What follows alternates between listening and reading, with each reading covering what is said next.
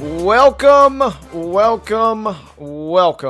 in, ladies and gentlemen, to another Top 5 Tuesday edition of Main Street Sports Today, where we are presented, as always, by our friends at the Tennessee Orthopedic Alliance of Columbia. Wade Neely sitting in the saddle alongside the one and only. He is Calvin White, and our producer Mark Rogers making the magic happen behind the scenes here at Main Street Sports Today. Calvin, good afternoon. How we doing? Good afternoon. I'm doing good. We mentioned it a little before. We got on the air today, but a little cloudy. The weather looks like it's about to rain for the first time in a good while. So I think David's mentioned it the last 2 weeks that his yard's looking a little brown. So a little rain might be good for us. Wouldn't be the worst thing in the world. I snuck in a mow last week, and I probably overdid it. I probably went a little too. I probably could have waited a while, but I was itching, and I was thinking, I'm kind of looking at the mower in the garage, Calvin, and I'm like, is that the last time this year? Are we done? Do I need to winterize this thing? What's going on here? But it sounds like, maybe a little precip. It's going to be hot either way, though. It looks like we're in the 90s to upper 80s for the next little bit, but a little sprinkle wouldn't hurt nobody, I suppose, right?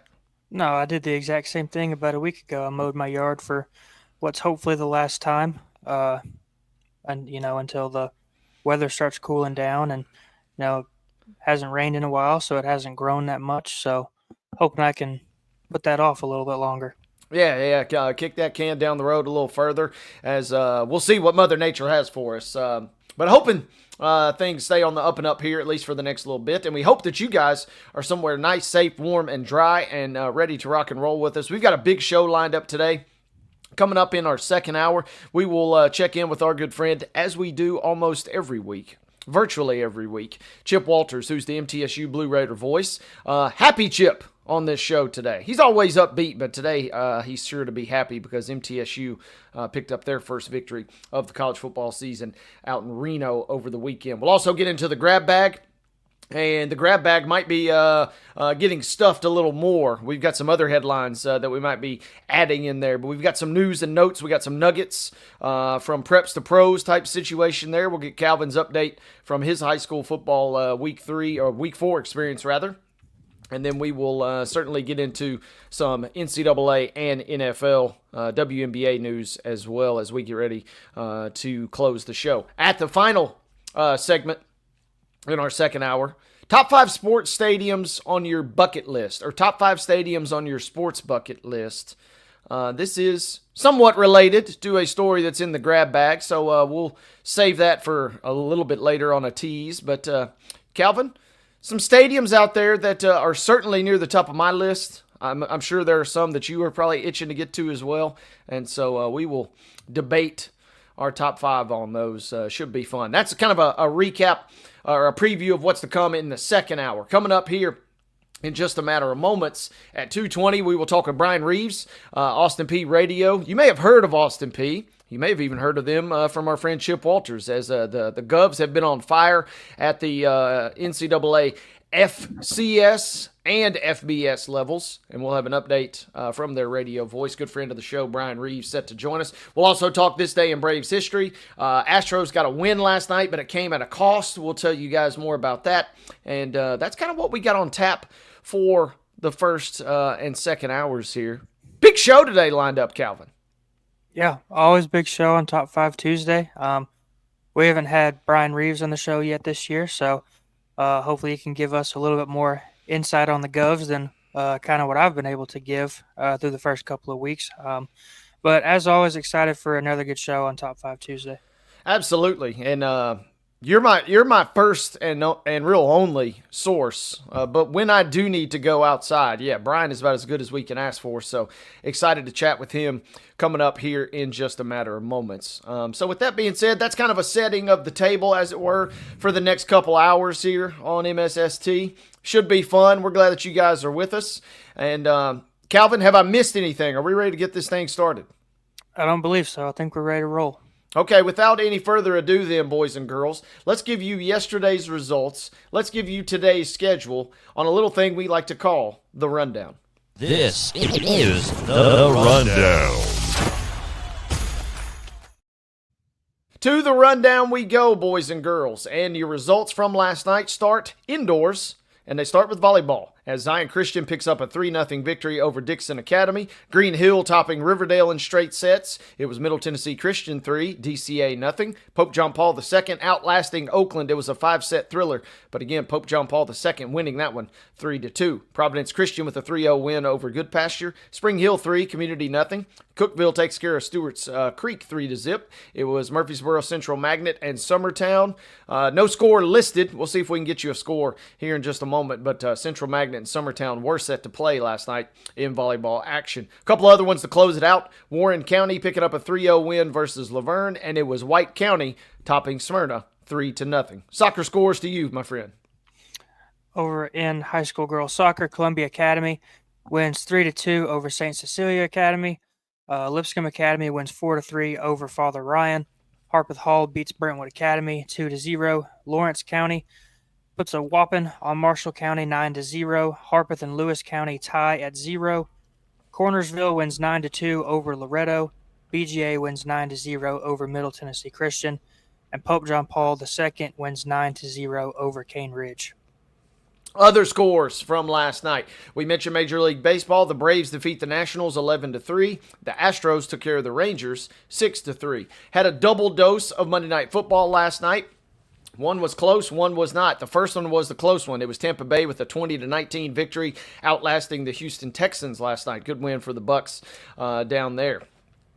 Chargers took care of the Raiders. Game didn't live up to as much of the hype as I had forecasted yesterday, but it was a good win for the Chargers, 20-9 in the second game of that NFL Monday Night Football doubleheader. To the schedule we go for today. Volleyball action begins at 5 p.m. as Spring Hill travels to Giles County. Also at 5, you can catch Hampshire, who is at Perry County. 5:45 showdowns as Grace Christian Franklin will visit Providence Christian. Franklin Christian is at Zion Christian tonight.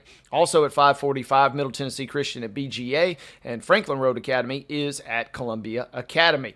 6 p.m. start times. Santa Fe is on the road at Eagleville. Portland traveling to Hendersonville. It'll be Mount Pleasant at Lewis County. Battle Creek visiting Marshall County this evening. Rockvale is on the road at Riverdale. Columbia making the trip over to Shelbyville. It'll be a 6 p.m. showdown as Smyrna travels to Stewart's Creek. Siegel is at Blackman. That is actually a 6:30.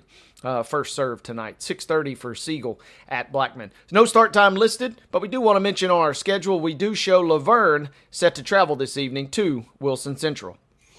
Moving over to girls soccer, everyone stick with me here for this long-winded schedule for tonight. Antioch is at Glencliff at 4:30. McGavock at Cane Ridge at 5 o'clock. University School of Nashville is at Clarksville Academy. Nashville Christian at Ezel Harding. Webb School at Franklin Road Academy. Davidson Academy at Good Pasture. Hillsboro is at Lawson. Columbia Academy is at Middle Tennessee Christian. Blackman is hosting Oakland. Kip Antioch Global at Harpeth Hall at 5:30. Clarksville Northwest is at Henry County at 6 o'clock. Cookeville is at Lebanon. Mount Juliet at Portland. Giles County at Spring Hill.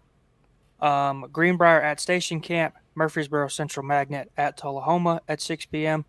Livingston Academy at Watertown, Smyrna at Wilson Central, CPA is at BGA, Fairview at Creekwood, Springfield at East Robertson, Battle Creek at Forest, Franklin Christian at Grace Christian Franklin, Sycamore at Harpeth. All those games are at 6 p.m. Wade, you want to close us out in girls soccer? Yep, girls soccer, we got a lone 6:30 kickoff tonight when Culleoka travels to Richland. Be down there in the cornfields. The two close rivals will get it on in Linville tonight. 7 p.m. showdown as Gallatin travels to Beach. Centennial is on the road at Brentwood. Also 7 o'clock kickoffs for Kirkwood at Clarksville. West Creek at Dixon County. Green Hill traveling to Hendersonville this evening. Franklin will do the same at Independence. Merrill Hyde will visit Martin Luther King. Page is on the road tonight at Nolansville. Summit traveling to Ravenwood. Rockvale and Siegel will battle at 7. Also at 7, Laverne versus Stewart's Creek. Stewart's Creek, your host in that showdown this evening. Clarksville Northeast making a trip up to Trigg County, Kentucky at 7 tonight. Lincoln County is at Zion Christian. A 7:15 start time tonight as Hume Fogg visits Valor Collegiate. Final pieces of the puzzle here on your schedule for tonight. The Braves and Nationals are commencing a doubleheader this afternoon, and game one is underway. We'll get you an update on that later in this first hour. Also, still to come at 5:45, game number 2 of that doubleheader. Again, Braves at the Nationals tonight. That one will be shown on FanDuel Sports South. 7:10 this evening, the Rangers and Astros will pick their series back up. MLS action, more on this in just a matter of moments, but the U.S. Open Cup semifinals will be played tonight, and if you don't have Apple TV, you're in luck. You can watch this one tonight. It'll still cost you, though, of course, because that's how the world works. But the Philadelphia Union will be at NSC tonight. That is a 7 p.m. kickoff, and that game will be shown on Paramount Plus / I believe, the CBS Sports Network. WNBA action. Double dose tonight of playoff festivities as the Dream head to the Fever, looking to close that series out at 6:30. And the Aces will be at the Storm to follow at 8:30. Both of those games, again, are on ESPN. Ladies and gentlemen, that is your schedule for today. Those were last night's results, and that concludes today's rundown.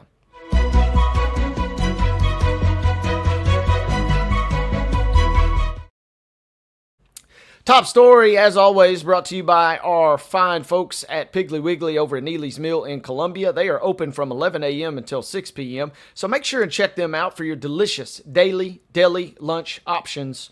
They also offer hand-cut meats, and everything is cost plus 10% at the cash register. Piggly Wiggly, Neely's Mill in Columbia, presenting you our top story. We just told you guys that NSC is back in action tonight.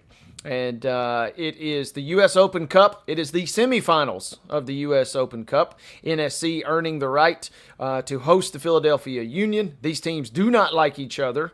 They don't like each other in the regular season of MLS action. Calvin, I can only imagine. There's been red cards in the previous 2 outings this season. I can only imagine emotions will probably be flaring as NSC continues to make its deepest run in the U.S. Open Cup. They are a win away, my friend, from advancing to their first ever U.S. Open Cup championship, or final, rather.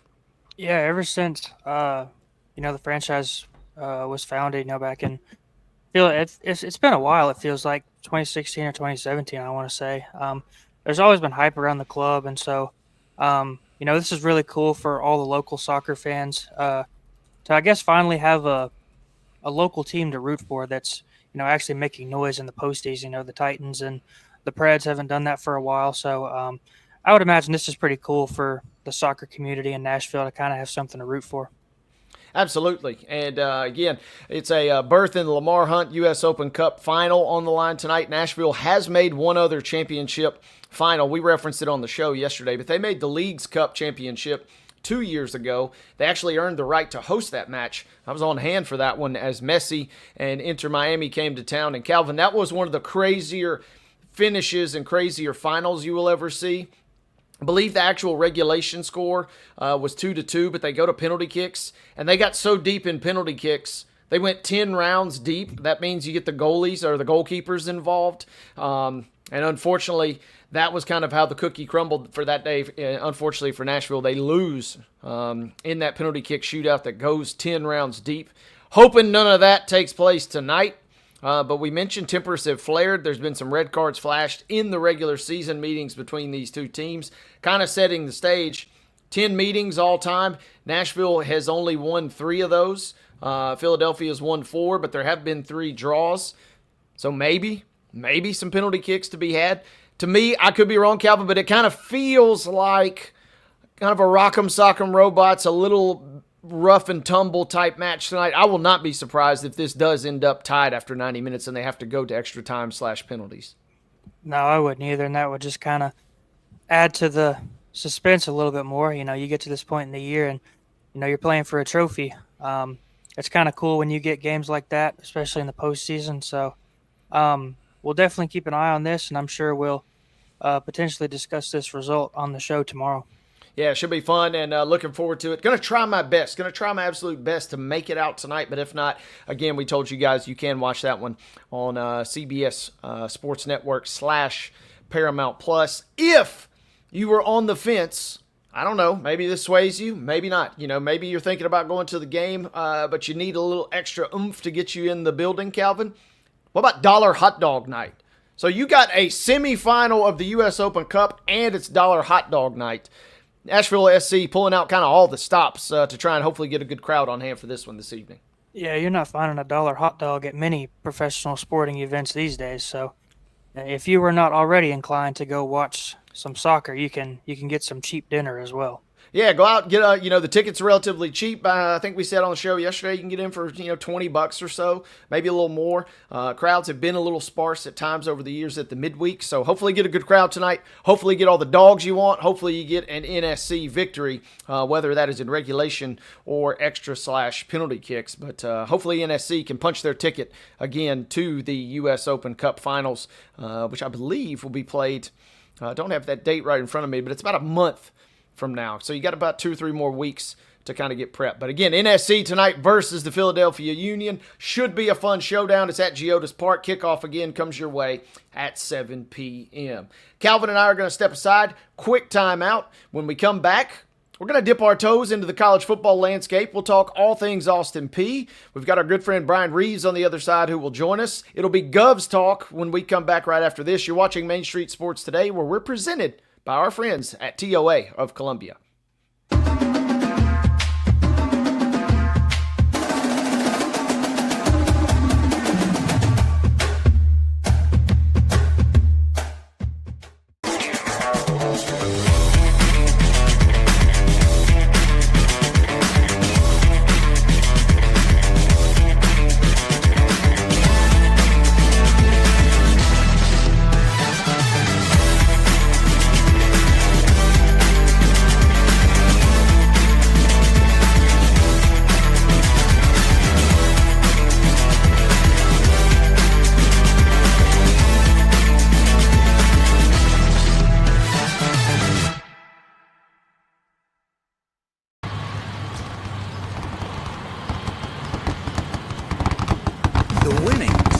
Closer. All new Sportsbook, the latest gaming machines, live horse racing, and more. The Mid Gaming Hall, Kentucky Downs. Winning just got closer. Deep in a forest at Nashville Zoo, new creatures here for you to view. Phantoms graced in black and white swing high in trees of dappled light. In rocky crags, tall and steep, small antelopes with nimble feet. A wise old man with beard of white, a sentry perched on stony height. Amidst it all, a hunter lies, with coat of gold and steely eyes. A new adventure just for you. Leopard Forest at Nashville Zoo. Open now. Busy bee, yeah, busy bee. If you need Hold on, y'all, hold on. I need to make a call.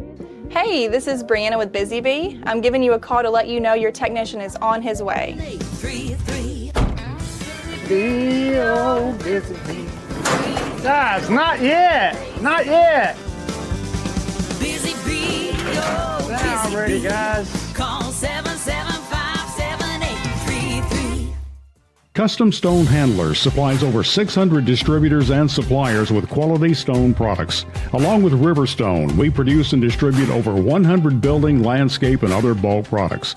Our goal is to provide quality products, service, and partnerships to ensure our customers' success. We firmly believe the measure of any person or company is how you treat other people and customers. Give them a call at 931-490-4990 or visit CustomStoneHandlers.com.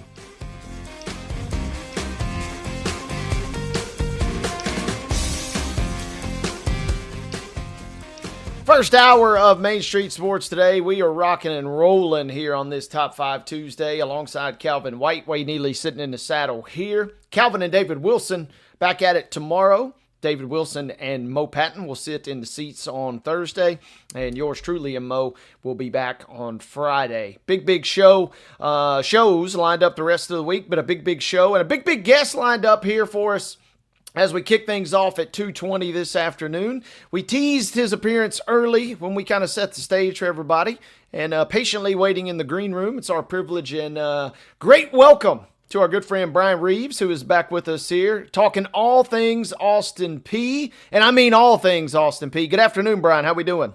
Hey, Wade. Good. Been a while. Too long, Calvin. Thanks for the invite. Glad to be with you this afternoon. Always happy to talk Austin Peay and spread the message of the Govs. Absolutely. And Brian, a little insider baseball. Yesterday I was talking with Calvin and I said, hey, who should we get to maybe come on at 220? And he threw your name out there, and I said, oh, baby, let's bring my man Brian on.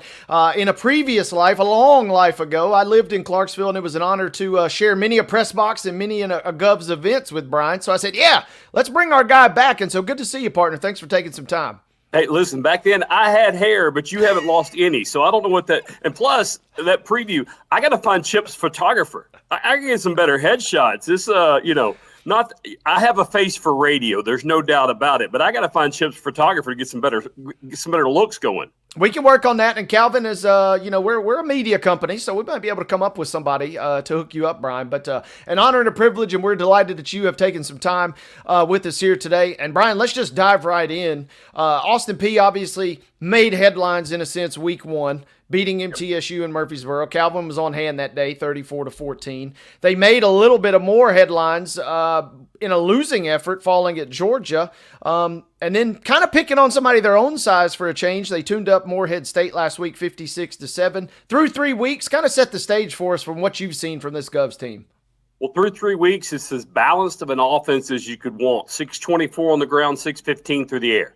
You can't ask for better balance than that offensively. The biggest question going in, and Calvin knows this, and it was no secret around Clarksville, is what this defense was going to look like.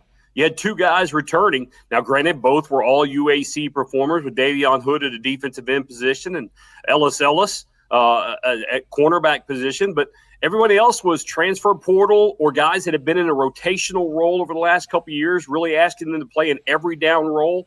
So the defense was the unknown. And so far, it's the defense that's been the most dominant. You saw what they did against Middle, holding them to 0 for 13 on third downs.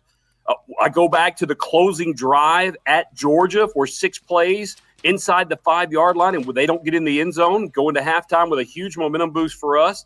You saw last week we allowed a late touchdown against Morehead State, the only score of the game, and really that was when our seconds and thirds were in, and there was just some miscommunication on passing off a receiver to the second level. So far it's been this defense. This defense has been the story. We all knew the offense was going to have punch. We knew there were pieces of the puzzles when you talk about the arrival of Chris Parson on the transfer side, the emergence of that 3-headed running back monster that are all sophomores or redshirt sophomores. So we knew there was some punch offensively.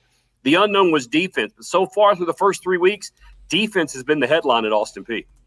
Brian, sticking with the defense, people have mentioned this a couple times, in post-game interviews with Coach Jeff Ferris and our weekly media availability with him. But, coming into the year with, 70-something new guys on the team, and like you said, only 2 returners on defense from last year, units don't usually gel that quickly when you're right. When there's, that many new players and only, 2 returning starters. How have they kind of, been able to gel this quickly and put up performances like they have? Well, out of that number, 22 of those transfers or new faces were specifically on the defensive side. But from that, there's experience. And I wrote the numbers down. And I keep it on my spot chart every week. Of those 22 defensive transfers, there's already 971 tackles between them, 21 and a half sacks, 21 interceptions. So you went and got guys that were either graduate transfers or at the end of a career somewhere else, and they came in and just and have come together as a unit on this side. Part of it is Greg Jones.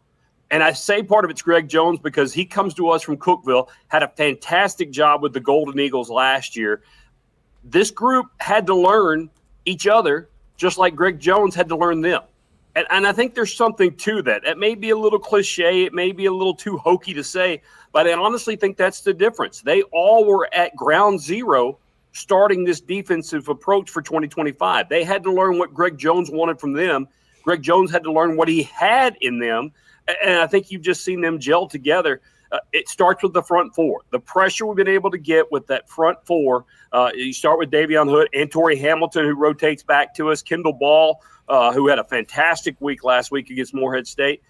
Those guys were rotational pieces over the last couple of years. So they're the stability of that defensive front. You fill in the back edge, and you don't sacrifice coverage with this defense. Coming together under what Greg Jones does, as aggressive as he wants to be, I think that's exciting as a player. There's no more playing on your heels defensively.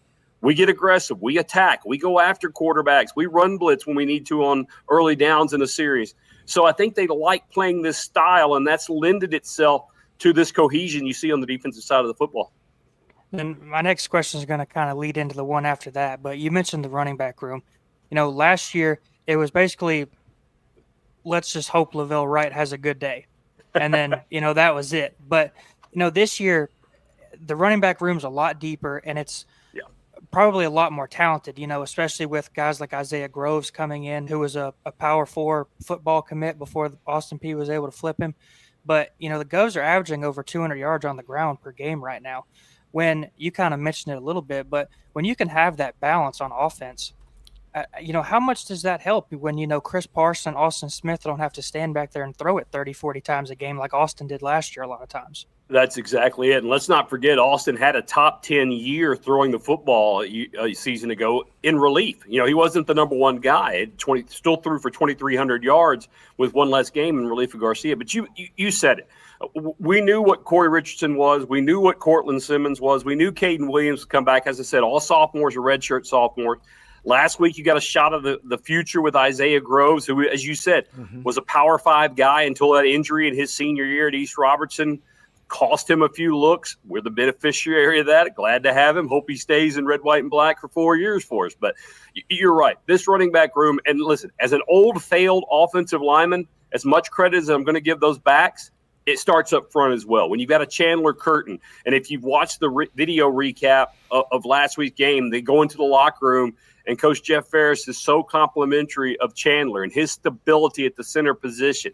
Because across that front line to his left and to his right, other than Harrison Wilkes, there really wasn't a returner on that front line. This group has gotten gritty and dirty. They've gotten to the point where, if you want to use a real-world comparison, they play like a Detroit Lions offensive line. There's no thrills. There's no superstar on this group other than Curtin, really, in my opinion. But they all play together. And to their left and to their right, they make sure they take care of each other. A little more movement under offensive line coach Michael Jell. You'll see that pulling guard. We've seen the swing tackle around the tight end. We've seen 3 tight ends on one side of the line in a couple of plays early in the season. So they're using it and deploying it, knowing the strength. It's a West Coast offense, there's no doubt. But it's a run-first West Coast offense, and the talent you've got there, you've got to utilize it. Absolutely. Brian, go ahead. Sorry, Calvin. Sorry. Brian, kind of sticking with the offensive line. Jeff Ferris, he's always been the first one to say it, that this year's offensive line is much more talented just overall than it was last year. And they have a lot more depth than they did last year, so they can rotate guys and get some fresh bodies in there. The offense has scored 96 points through the first 3 games, and, they've only given up, I think it's 6 sacks I looked this morning. How much better is that offensive line this year than last year? The word you said is depth. I don't want to knock anyone that plays that position saying that we're more talented, but you're right. The injury bug is what cost this team a year ago, because Austin Smith, having that 2,300-yard season behind center, had to do a lot of it on the run, had to protect himself quite a bit. So the depth there, when you can pull in a Zach Bowden who transfers to us from Troy, a Nick Hilliard who's an all-Ivy League guy a year ago, now playing right guard for us. You back up with tackles from the Big Ten, or Seydou Ba, who transfers down to us from Tennessee State a season ago. That depth there, you saw it. I saw it on display at Georgia. I saw it a little bit at Moorhead. They kind of stayed with their 5 during a series. But when we were between the hedges, they were rotating constantly. As much as you saw receivers come on and off, it was guards and tackles coming on and off, keeping this offensive line fresh against how good an SEC opponent is, obviously. But that's the difference. We can go 9-10 deep. We can go 2 legitimate offensive fronts, in my opinion, and not drop off on production. And the key, again, any game of football, I don't care what level you play. If it's Pee-wees on a Saturday morning at the fairgrounds or Sunday afternoon inside Nissan, that line of scrimmage on both sides of the ball is a difference maker, and you're seeing it this year with Austin Peay. Brian, one of the things I wanted to ask you is, from afar, I've really admired, and Mo and I have discussed, obviously, When I was in Clarksville, there were real questions about whether or not that program should continue, and we certainly have seen tremendous success in the years, and it feels like that decision has been made correctly, if nothing else. But I'm always fascinated, always curious. How does Austin Peay continue to churn over rosters, as you've kind of discussed right here, but also coaching staffs, and still kind of continue to be one of the standard bearers at the FCS level. Is there some secret that you can assign to that, or is this just kind of a generational run in terms of hiring coaching staffs right now? If it's a secret, we don't want to let it out. Let's say it that way. Okay, good point. You were here when I started. This is my 13th year being the play-by-play voice for football. For 3 years, I didn't call a win. If you'll remember, the longest losing streak at the college football level was Austin Peay in 39 straight. Finally broke that streak in my third year and got into it. What we've done at Austin Peay is made a commitment. And it's not just football, it's all sports. And Calvin can attest to this, being here on a daily basis and covering sports across the board. There's a commitment to, first and foremost, facilities. You remember old Governor Stadium, Wade. I know. Mm-hmm. Now you see Forterra and what it has become, what it's become in the locker room, what it's become in the workout room, the training room, and the fitness facilities, and even the recovery with our athletic trainers in that group. Top notch. You look at the commitment in baseball and softball, the rejuvenation of Raymond Seahan Park, Cheryl Holt Field on the softball side is as good of a venue in the A-Sun or around the Southeast as you're going to find. Commitment to build a pure soccer field, and now it will double as a lacrosse field now with the start of lacrosse next spring. So the commitment to facilities, the commitment to where a student athlete trains, lives, and the I mean, it sounds simple to say the dorm, and I'm not trying to do it all to be commercial, but I absolutely am, because previous athletic director Gerald Harrison would always say, if I get a recruit on campus, they're coming here. Mm-hmm. Because they're going to think we're a second tier. They're going to think we're not as good as school A or B. But then when they walk through the door and they see the facilities, they see where they're going to live, they see where they're going to eat, they see where they're going to train and hopefully prepare for a professional life in a sport they love. We're as good as it gets at the FCS level. And, we pay attention to what Vanderbilt does stadium-wise. We pay attention to what goes on in Knoxville and Memphis, and especially at TSU or UT Martin or Tennessee Tech, Western Kentucky. We watch what goes on around us and either answer or exceed here at Austin Peay to make sure that student-athlete experience is second to none, and those quality student-athletes continue to come. And you mentioned coaches, and I know this is a longer answer. Sometimes you take gambles, and we all know that sometimes gambles don't pay off, and sometimes they do. Hiring Will Healy was a gamble, the youngest head coach at the FCS Division I level at the time. That paid off. Mark Hudspeth brought in for a one-year period, took us to an OVC championship in 2019. Scotty Walden struggled early, built it back up to back-to-back championships in 21 and 22.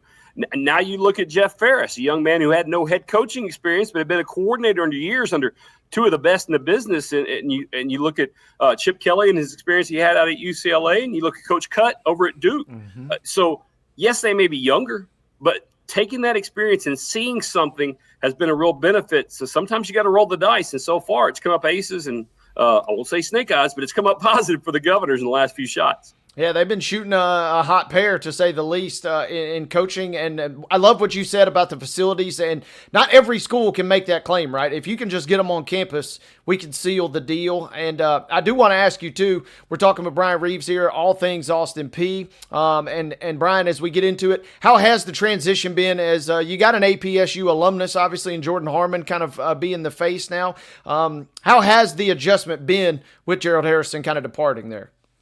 I don't know that we've noticed it. And just to be honest, Jordan was a student athlete here, played baseball. Jordan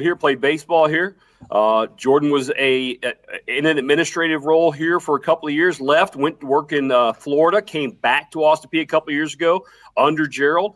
So I don't know that we've seen a difference yet, because I think Jordan is just building off of what Gerald had done and continues to do. Now, Jordan's going to have his own style and put his own stamp on here, but I think being a student athlete in the same halls, in the same facilities that he played in, worked in, and lived in is nothing but a benefit, because he knows exactly what these student athletes are going through. We've added lacrosse, so that's a brand new bridge to cross for us. We're going to understand what that does. You've seen the resurgence of Coach Fanning in the baseball program. That makes Jordan thrilled, and he'll continue to build on that. Our softball team last year had a record-breaking year, and Coach Cassie and that group continues to build. So across the board, F&M Bank Arena, the commitment to our basketball programs, moving from the Dunn Center to a brand-new state-of-the-art arena, which is the crown jewel in our conference, quite honestly. I'm a little biased, but I honestly think it is. So I think we're just building on the blocks that were already laid foundational wise. And I think Jordan will do a fantastic job continuing to grow this because of his unique eye, if you will, of being a student athlete right here at his alma mater.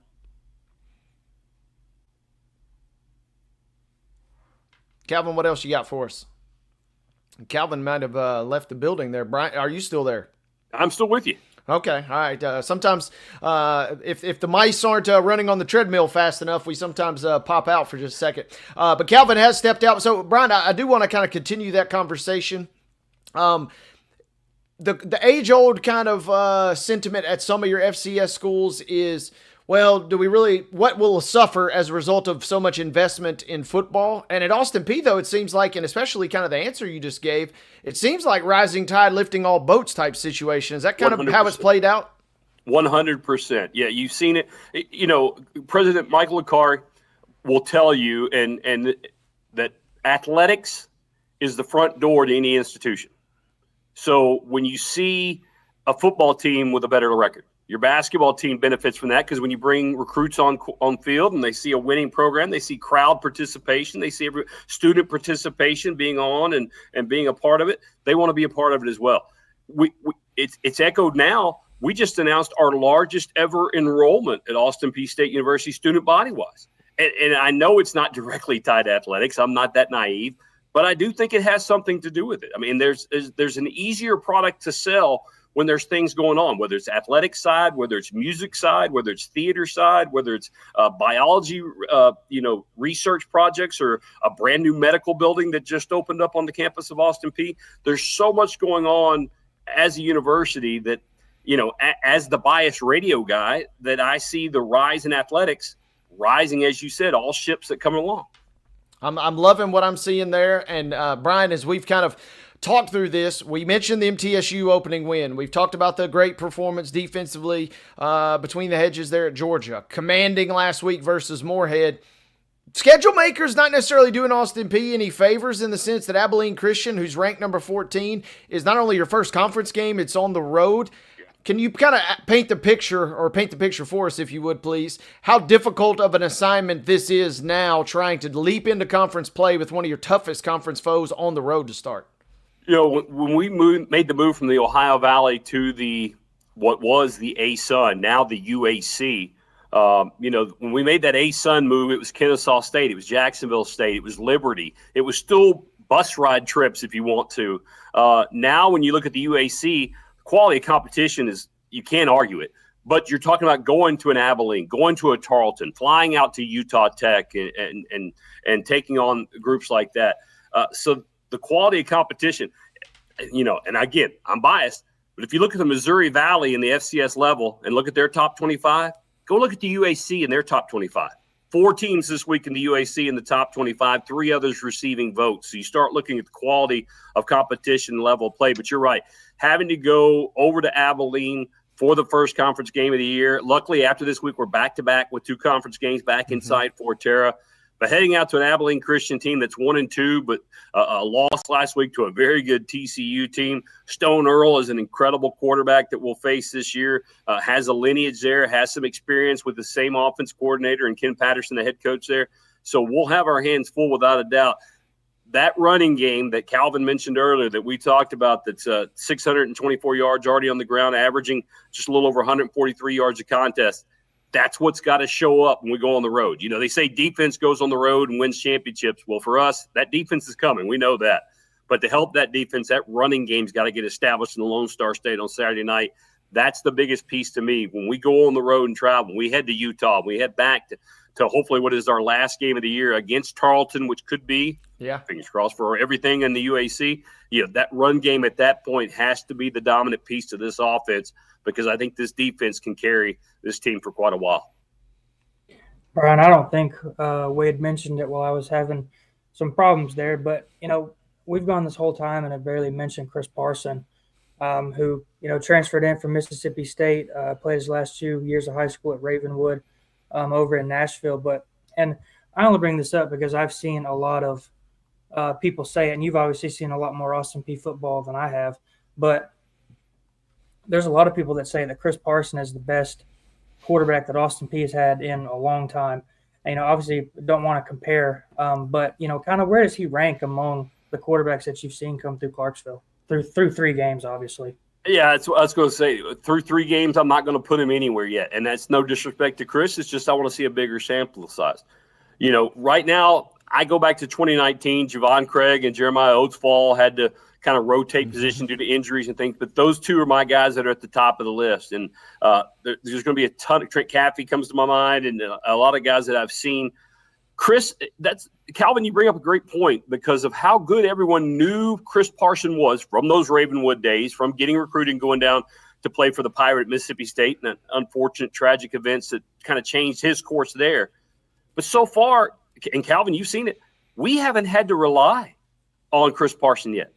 We haven't had to ask him to do anything more than you would ask any other quarterback in this system. And to me, that's the scary / exciting part if you're a Governor fan. You saw a glimpse of it on that scramble, and he scored his first rushing touchdown on Saturday against Morehead State. Throwing the football, like I said, 615 yards passing. We're averaging just a little under 175 yards a game throwing the football through the first 3. But it's not because he's had to force anything or create anything. Everything's been in the flow. Do I think Chris has that potential, that God-given ability to be one of the top 5 quarterbacks to ever wear the red, white, and black? Yes, 100% I do. But I'm thrilled to the fact that we haven't had to put it all on his shoulders yet or even have to ask him. There's situations coming.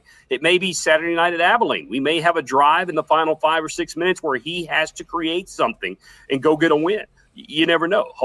So I'm thrilled that he's on my team. I'm thrilled that opportunity is there to put him in that category that you mentioned. But so far, we haven't had to have that from him. And that's what excites me because everything else has come together around him so far.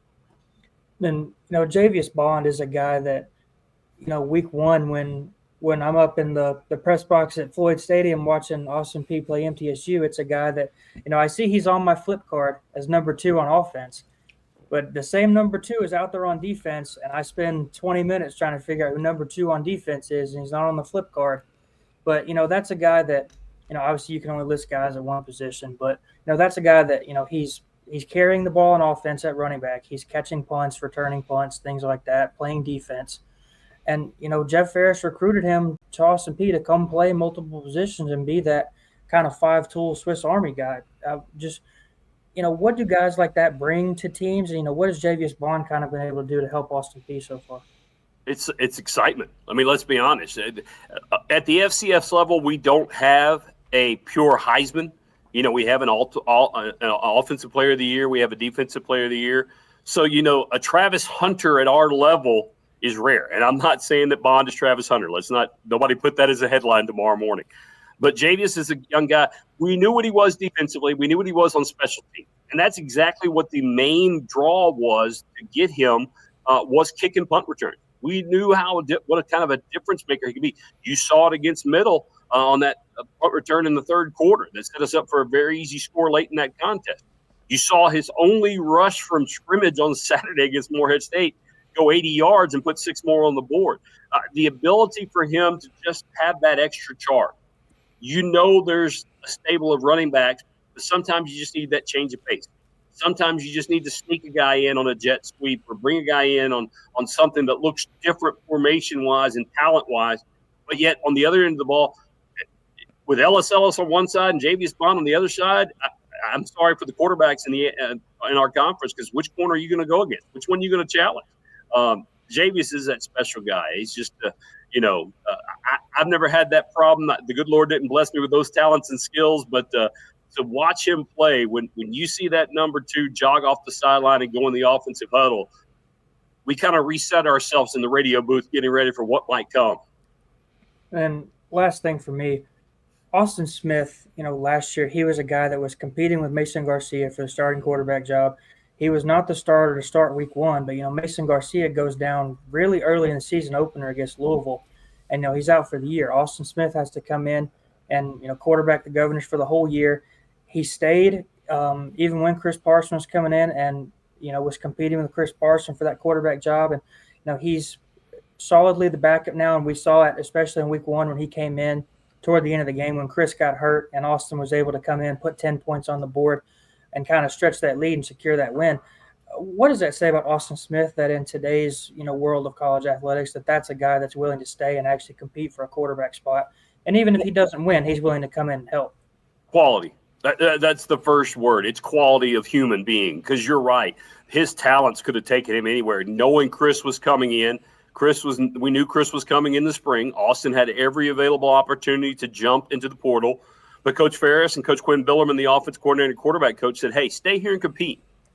You saw what happened last year. You saw when Garcia went out against Louisville, it was your team. As I said, 2,300 yards and 15 touchdowns later a season ago, it was his team, and it was his ability to get us to those, a 4-win season, which wasn't what we wanted. But you go back and look at those final 3 games, we're in every game in the fourth quarter. It's a one-score game, and all our last 3 losses of the year, we just couldn't close it out. And that's why one of those major themes when you talk to Jeff Ferris is closing out games. But Austin's just a quality guy. And as you said, you mentioned middle. Came in late after Chris had a little bit of injury, went 3 for 7, got a rushing touchdown on the board as well. We saw him in the third quarter against Morehead State. I've never heard the man complain. Every time I've been fortunate enough to go out to campus or seen him, in some kind of setting around this team, he's always still comes up to me and daps me up and says hello, and always check on him, ask him how the knee's doing, because he had a little bit of a knee issue late in the year last year. So just quality. When you mention Austin Smith, the first word that comes to my head is quality young man, and that's irregardless of football. The quality of play and what he does on the football field speaks for itself. The young man himself, that's a future football coach, in my opinion, and I'll be a fan of Austin Smith no matter where he ends up. Talking with Brian Reeves, Austin Peay football radio announcer here. Again, the Govs are off to a flying start. They're at 2-1. FCS coaches poll has them sitting at 20. They got a massive showdown at Abilene Christian, number 15, coming up this weekend. Brian, final question for me. While we went down memory lane earlier, it made me think, is the beer cheese dip at the Black Horse still as good as I remember it, partner? It's better. It's better. Next time you make your way down, if Calvin doesn't pick up the tab, you give me a call, and I'll make sure you get a fresh batch. I got you, my friend. I love that. Good stuff as always. Brian, it was so great to catch up with you. We know you always bring the wisdom and insight, and we certainly thank you for your time, my friend. Best of luck this weekend. Anytime you guys need me and want to talk a little Austin Peay, give me a yell. As always, let's go Peay. That's it. Thank you, Brian Reeves. Again, our good friend up in Clarksville and Austin Peay radio announcer. And now I am officially going to be hungry for the next hour and a half thinking about some beer cheese dip at the Black Horse there, Calvin. You were nodding your head immediately, though. Brian gave us the thumbs up, too, but you were nodding your head in approval before it even escaped my mouth there. Yeah, the beer cheese dip is legit. That was one of the first things I heard whenever I moved over here. Same. I got hooked up, and connected with all of my freelance people that I have over here, and that's the first thing all of them said was, let's go to the Black Horse and we'll get the beer cheese dip. And I think the servers there kind of assume that there's probably like 10 appetizers on the menu, but in everybody else's mind, the only one that exists is the beer cheese dip. They might as well just bring that stuff out to you like they bring the salsa out at the Mexican restaurant. They might as well just bring the chips and cheese out automatically. Yep, I pulled it up, and it's listed first on the menu for good reason. And not surprised that you cultivated so many sources if you're bonding with them over the beer cheese dip there. So a smart move by you. Good pull from Calvin White up there at Main Street, Clarksville, and our co-host today. We are going to take a quick time out. When we come back, Calvin and I will close out hour number 1. We'll set the stage for tonight's MLB action. The Braves and Astros are in action. Matter of fact, one of them's already in action right now. We'll give you guys the scoreboard update and preview tonight's ball games on the other side of this quick break. You're watching Main Street Sports Today, where we are presented, as always, by TOA of Columbia.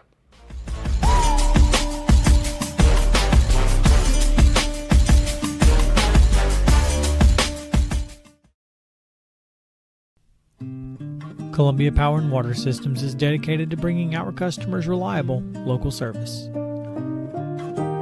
Whether you're turning on a light switch, your faucet, or streaming on TV, our dedicated team members from here in Murray County work every day to keep you on. If you need us, call us 931-388-4833 or visit cpws.com. CPWS, local service, local support.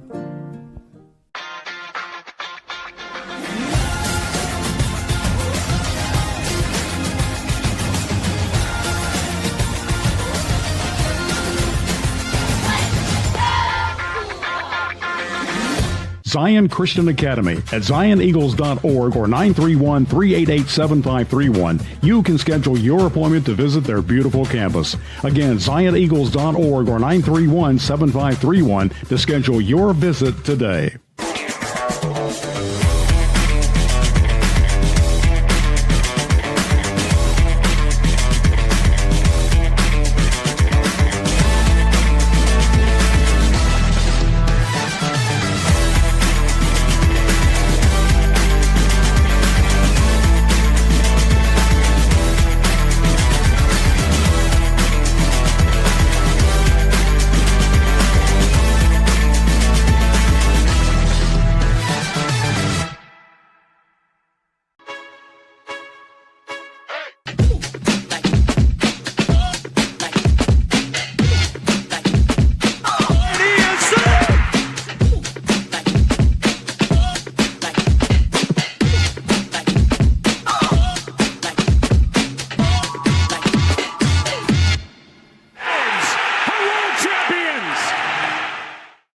September 16th, 2007, kind of one for the history books, as the Braves start 3 players, count them up, 1, 2, 3, with the same surname. That would be third baseman Chipper Jones, left fielder Brandon Jones, center fielder Andrew Jones. The last time a team had achieved such a feat, or done such a feat, I guess, if you will, was the 1999 Pirates when they trotted out Emil Brown, Adrian Brown, and Brant Brown. The 2001 Pirates did not capitalize on the chance, but they did have Enrique Wilson, Jack Wilson, and Craig Wilson at their disposal. So the Pirates let us down in 2001, but the Braves in 2007. And that's not exactly a lineup of slappies there, Calvin. Chipper Jones, Brandon Jones, and Andrew Jones. So Chipper and Andrew holding the heavyweight there. But 3 Joneses in the lineup on this day in Braves history, 2007. Yeah, I was a little too young for Andrew Jones, and obviously got to see the tail end of Chipper's career and what ended up being a Hall of Fame career. We're still fighting to this day to get Andrew Jones in the Hall of Fame. But, those were – I don't want to say some lean years for the Braves, but they weren't world beaters at that time. But obviously having some guys in the lineup like Chipper and Andrew, they're the guys that are cornerstones of your franchise. And obviously getting to watch Chipper Jones kind of toward the middle and end of his career was really fun. Absolutely. So the 3 Joneses were featured in the lineup on this day in Braves history. From last night, it was the Braves defeating the Nationals in their series opener. It was no Joneses to speak of in terms of the runs for the Braves, but 11 runs on 16 hits. They defeat the Nationals.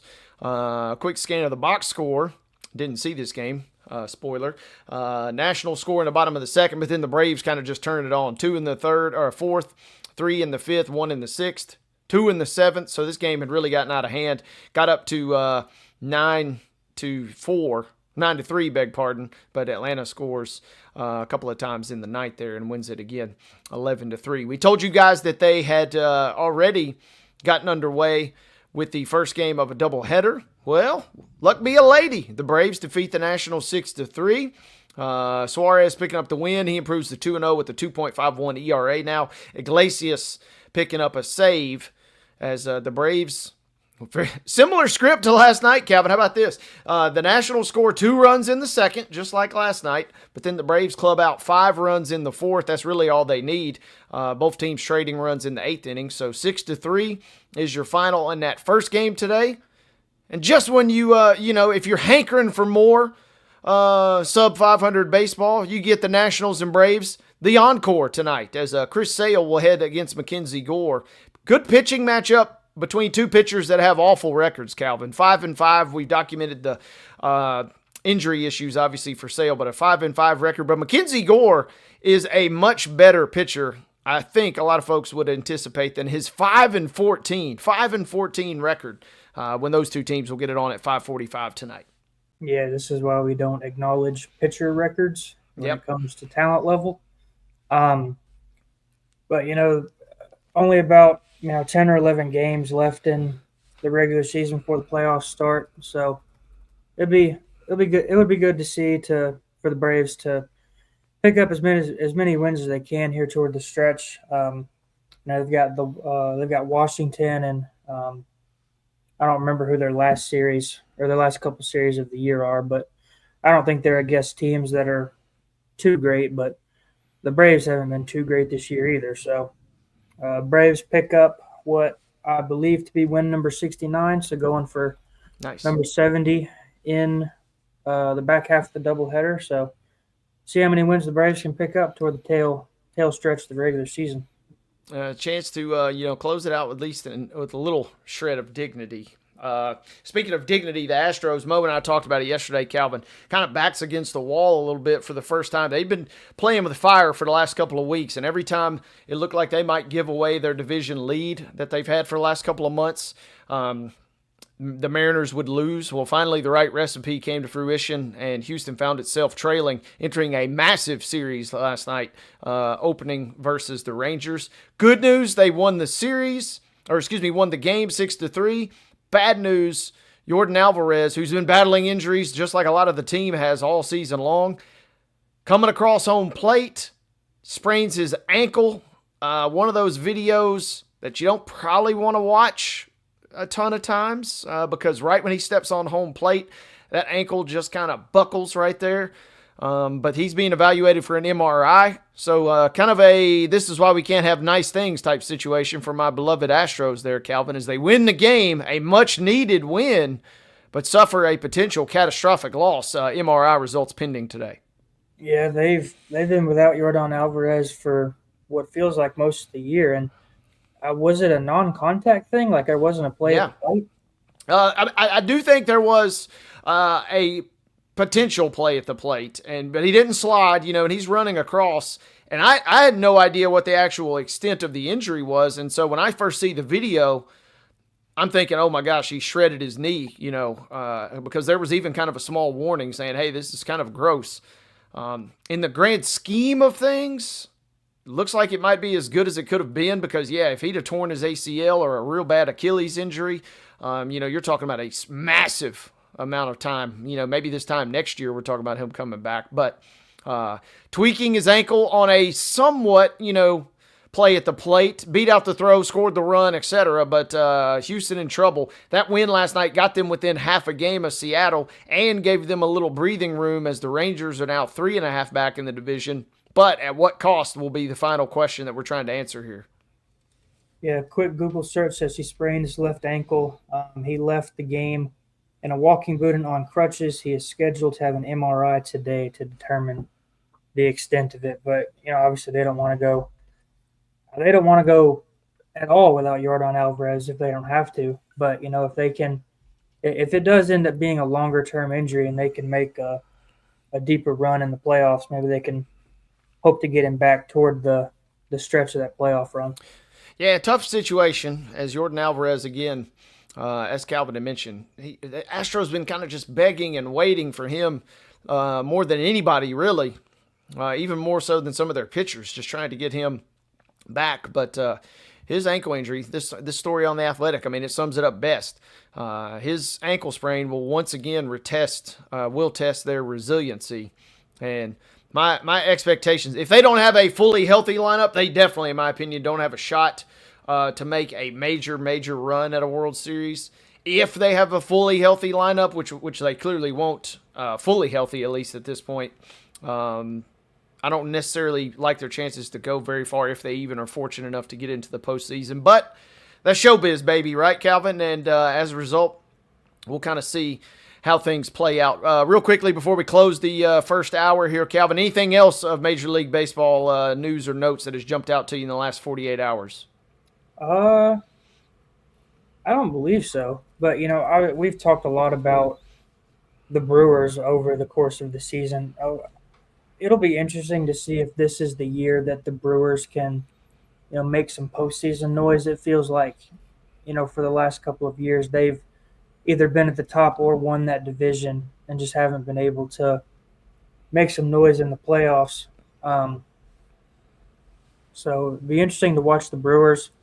I'll be interested to see, obviously we're not going to find out who wins for a while, but I'll be interested to see who ends up winning the American League MVP. Aaron Judge missed some time with injury, and Cal Raleigh kind of, had a cold stretch there for a while. But obviously, what Cal Raleigh's doing, especially from the catcher position, kind of adds a little bit more value to what he's doing. But Judge is. I heard somebody say it the other day. If Aaron Judge plays his whole career as a Yankee, he probably ends up a top 5 Yankee. And then, not really paying attention because we know who's going to win the National League MVP. And I talked about this with David last week.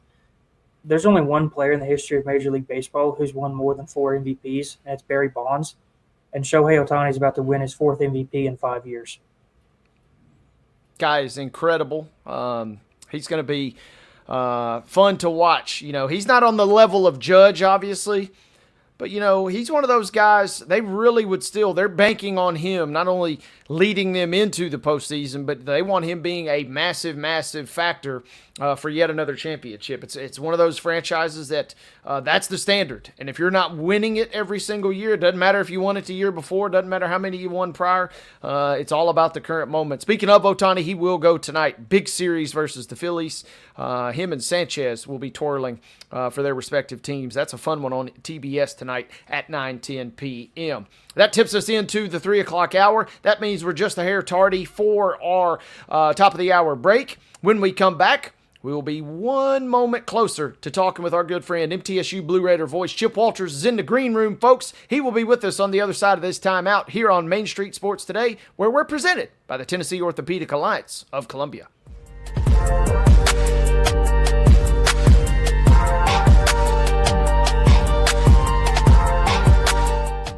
Jones & Lang Sporting Goods here in Columbia has been outfitting teams, officials, and anybody else from T-ball to college for 50-plus years. Be sure and check them out at 931-388-8060 or online at jonesandlang.com. Jones & Lang Sporting Goods, the look of a winner. Zion Christian Academy at zioneagles.org or 931-388-7531. You can schedule your appointment to visit their beautiful campus. Again, zioneagles.org or 931-7531 to schedule your visit today.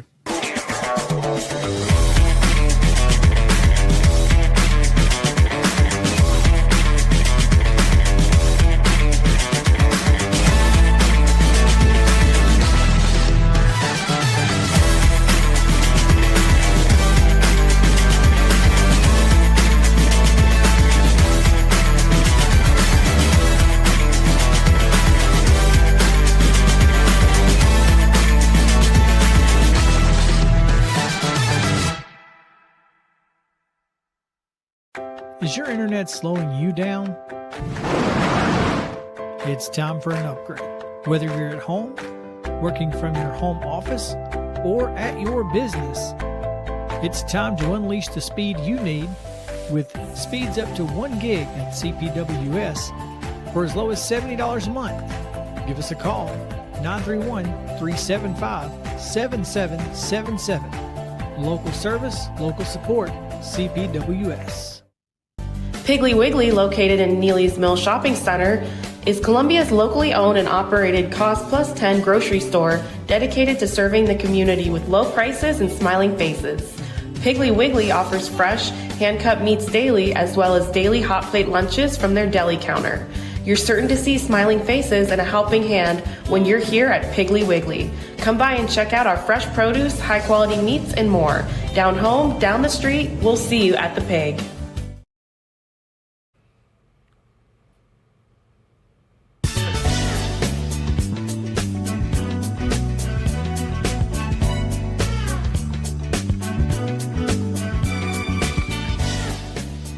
Welcome back, gang, and welcome in hour number 2 of Main Street Sports Today. We are off and we are running, presented as always by our friends at the Tennessee Orthopedic Alliance of Columbia, alongside Calvin White, our producer Mark Rogers, Wayne Neely saying hello. Ladies and gentlemen, every Tuesday at around this time, the top of the 3 o'clock hour, it's our good friend, and it's our privilege every week to welcome in Choose Chip on social media. You guys know him, however, as the Blue Raider voice. He's Chip Walters. Good afternoon, Chip. How are you? We are great. We are great. I have to say the bump music matches your mustache. today? It's yeah, 70s era ish. I've trimmed up a little bit, So There you go. All the right. bad part is, Chip, when you grow the stash out. Now I'm scared to shave it because I'm gonna be walking around like Casper. I'm gonna have a bad tan line after having it for so long. Didn't even think of that. I've done only facial hair. One time I did no shave November, and what was on my face looked more like a possum than anything else. Same coloring. Can you provide pictures of that by chance, or is that No? I think they've all been deleted as far as I'm concerned. we can make that your new intro picture when we bring you Oh in. yeah, Commercial. I'm sure you could. Yeah, we're investigating. I'd have to pay Mark to make sure that didn't happen. We're investigative journalists, Chip, so maybe we can, start digging. But you might have given us a little bit of a homework assignment. Hey, Chip, before we go any further, partner, happy flight. We love happy flights, and you guys had a good one coming back from Nevada. That was a game I will admit, get to watch, and I see the score is 13-0, and I'm thinking, oh, man, it doesn't look good for the Blue Raiders. And then, poof, in the blink of an eye, they win a squeaker, 14-13. Well, it did. It came down to the last. The last two possessions by both teams had a lot to do, had everything to do with the outcome. Nevada's last two possessions were missed field goals. Middle's last two possessions were touchdowns. And when Middle got the ball with 10:29 to play after a Jawan Gaston interception, it was right then Joe and I were talking on the air. I said, Joe, this may sound crazy, but I think they're still in this thing. And turns out, that you kept looking at that point total of 13 and said, that can be had. You're only two plays away really from being ahead in the ball game, and that's exactly how it turned out. Jawan Gaston made a couple of huge defensive plays, getting two interceptions, one on like the second play of the second half. He got one second or third play that stopped a drive after Nevada had broken off a big chunk play and got down close. He made an interception at the goal line. Then the other, with 10:29 to play, came at about the 40-yard line or so, gave Middle good field position, and led to a touchdown drive where Nick Vattiato hit Najee Cox. Middle got the ball back after a missed field goal with just over 2 minutes to play, drove it down again, and then got it to the 5-yard line where Vattiato, the call was an empty backfield, 5 wides, basically spread all the way across the field, which – it's kind of been a bread and butter short yardage play for Middle in the past, because you've got to honor all of those receivers. And really, if Nick can get a one block, he's got an opportunity to run it into the end zone on a quarterback draw. And that's exactly what happened. And it took it down to 21 seconds, which, as it turned out, Nevada came back, ran 3 plays, got it to a point where they could kick attempt a 56.5-yard field goal attempt that was long enough but was wide. And good guys leave with a win. And you're right, it did made for a happy locker room, made for a happy flight home. And although the Blue Raiders got home in the wee hours of the morning, it was still nice to come back with a win. Chip, nice to come back with a win. And, this is kind of a lazy question, but, man, what does this do now for the confidence levels of MTSU, a team that we maybe had high hopes for starting the year, but it obviously gotten off to a very slow start? Well, and I don't think that's a lazy question at all, because, I firmly believe that, winning that football game was a big deal. I think how they won that football game is an even bigger deal. Yeah. And when you start looking at how does that affect you confidence-wise, it shows you a lot of things that you're never out of it.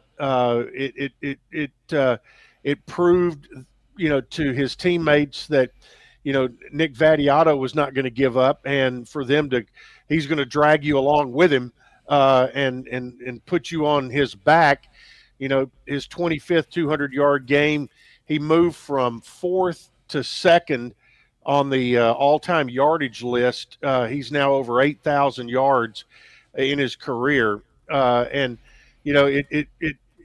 that's a guy whose confidence was kind of shot after the Austin Peay game, and for good reason. But he bounced back, worked hard, and set an example for everybody else. So I do think there is something on how you go about what you do, and the defense played. When you give up 13, that's you've played pretty much good enough to win in this era of college football. Chip, kind of looking at the rushing numbers, when you take out the losses from the 4 sacks Nick Vadiato took, Blue Raiders ran for 137 yards. That's still not a world-beating game on the ground, but it was much better than the first 2 weeks. Nick still had to throw it 44 times, but was this kind of an example of the run game kind of helping open up the pass attack a little bit? I think there's something to that. There was one big chunk play in there from Jaquel Middlebrook on a big run, but they were able to do enough. And I'm like you. I'd love to see that net out somewhere between 130 and 150, per game. You look over the years that as we get ready to go into Conference USA play, Middle during its time in Conference USA has averaged about 155 to 60 yards rushing per game. So we're not quite into the conference yet, but you play Marshall this week, which feels like a conference game because you've been in a league with them for so long, and now they're in the Sun Belt. So let's kind of get in that mode this week because you've got 3 right out of the gate, 3 that you kind of look at on the schedule and say, hey, there's some meat on the bone right here after the win on the road at Nevada. If you can come home and win homecoming this week, then you kind of look back and say, okay, well, you're almost probably where a lot of people thought you were going to be from a record standpoint. Maybe not necessarily how you got there, but if I think a lot of people would have looked at the schedule and said, hey, can they be 2-2 after the first 4, get a break, maybe 3-1. And then there's a lot of folks that looked at it and said, man, they may be 1-3, and they still could be. But I think they will come into this week with a great deal of confidence coming back home. And I think really wanting to win back not only their own confidence, but win back the confidence of the fans at home after going on the road and, playing pretty well, in spots against Wisconsin, played really well for 2.5 quarters. And then to come and pull one out of the fire at Nevada, I think the next step is come home, put a complete 60 minutes together and play well at home. Talking with Chip Walters, the MTSU play-by-play voice, as Choose Chip is his social media handle. Calvin, a little more? Yeah, Chip, Jawan Gaston was, he's Conference Defensive Player of the Week this week. 2 interceptions. He's the first Blue Raider to have multiple interceptions in a game since DeCorian Patterson, 3 years ago.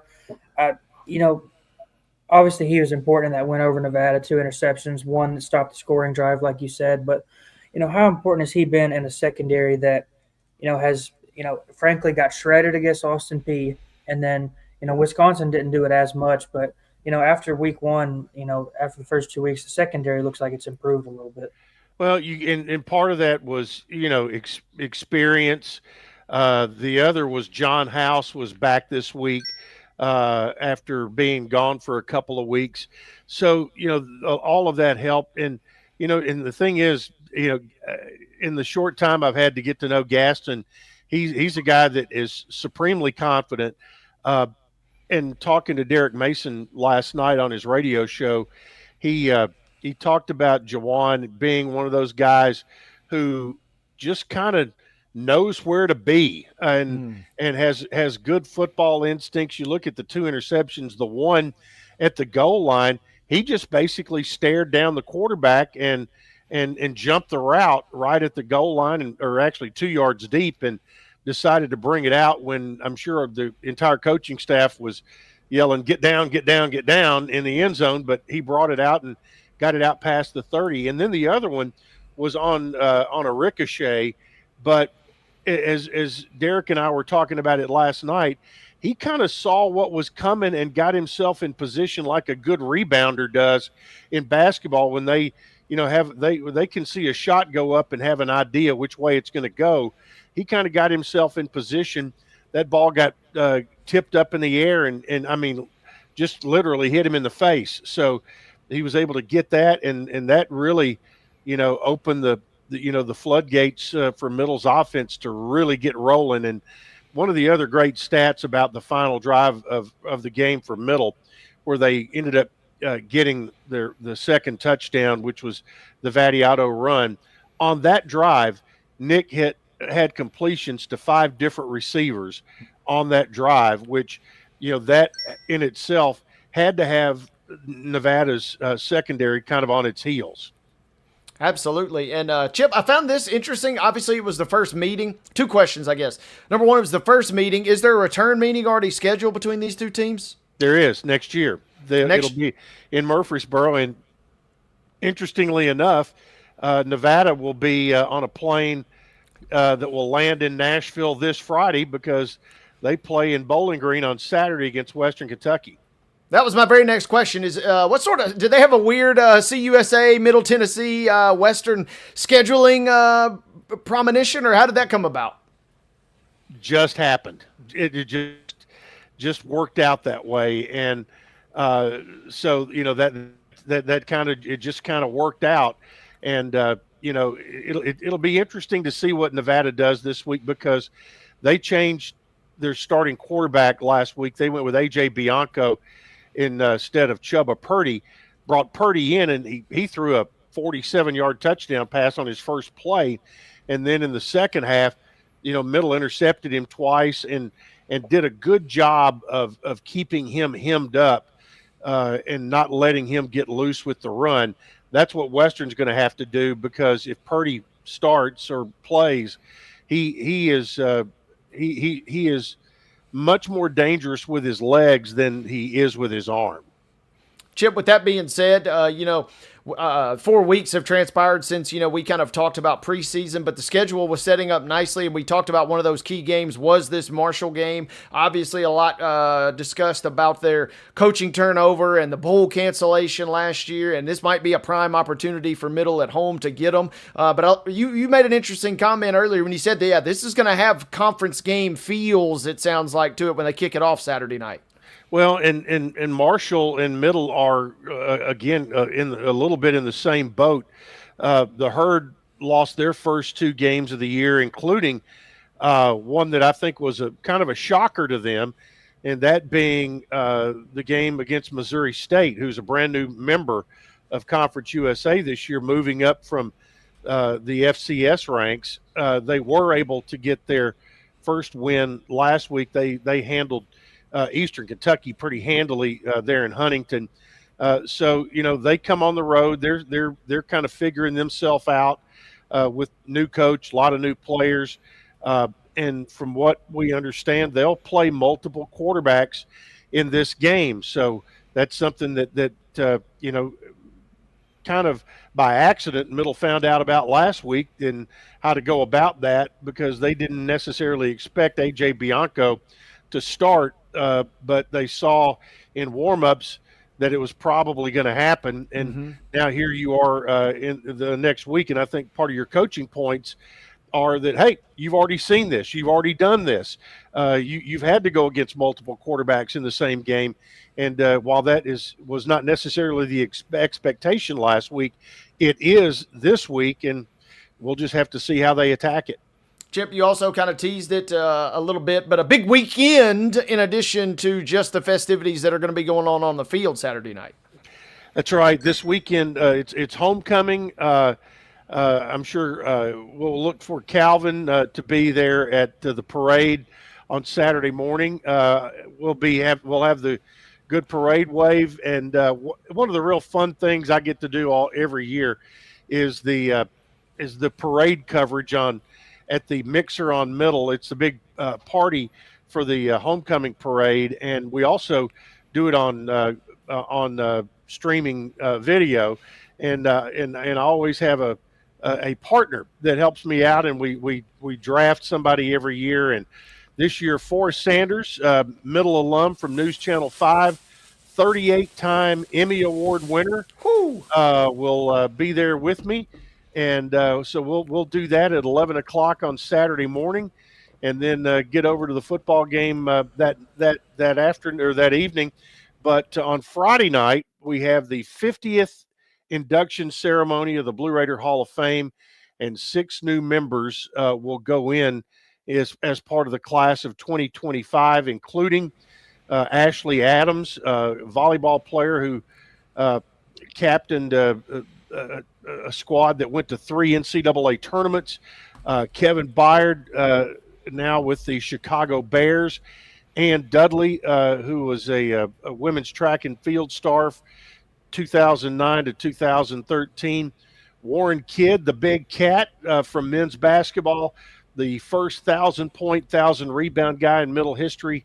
Garth Petrelli, who was Mr. Automatic with the toe in football, 1991 to 94, played on some really good teams.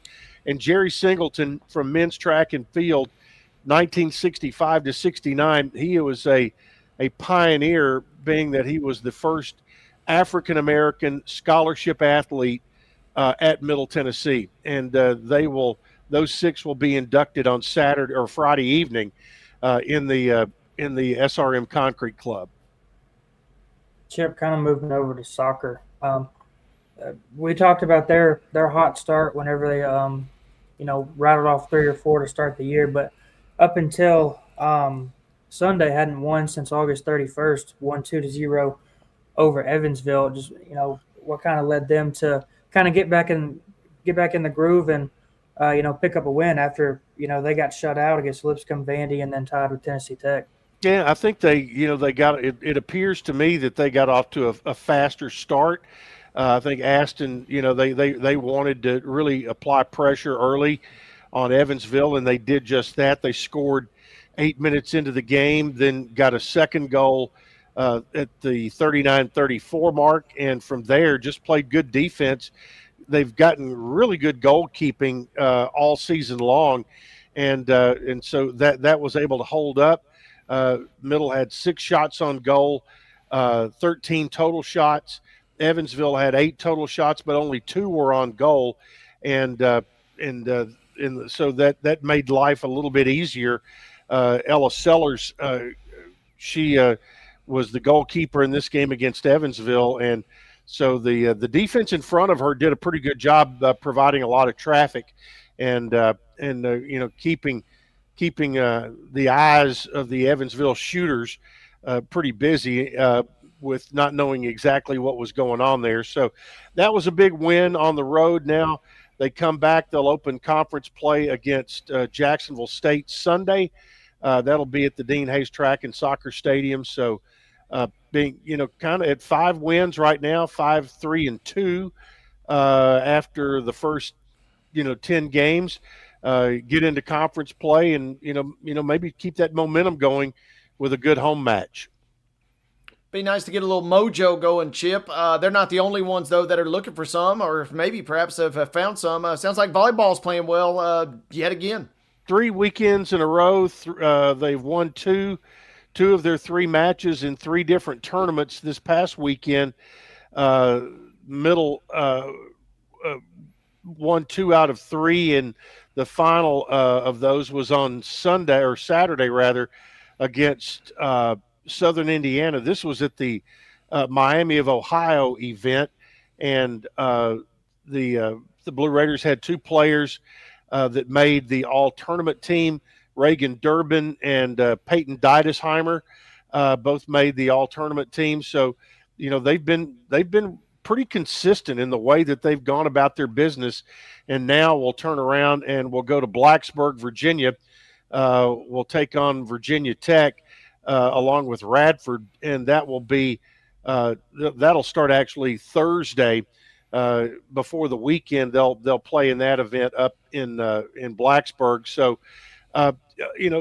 new coach Alexa Keckler has I think really done a good job of keeping her team that has 16 new players, as a matter of fact, on the roster. She's done a really nice job of keeping them all focused on what they're doing. Installed a system that obviously they have taken to very well, and it won't be long before they're in conference play as well here in just a couple of weeks. Chip, we talked about this a little bit with Brian Reeves when he was on here earlier. Obviously, football is different than volleyball, but we kind of talked about how Austin Peay's got 70 something new players on the football team and how they were able to gel so quickly and turn up and post performances like they have so far. But we talk about volleyball winning. I like the way volleyball is winning. Outside of the sets or the games that they've won, only one team has won more than one set on them. And so, obviously it's 16 players compared to 70, but and a new head coach. But how is the team kind of, gelled so quickly that they're able to, they're already almost halfway to the last year's win mark? I know they've been off to a really good start. And like you said, of their 6 wins, 5 of them have been 3-1.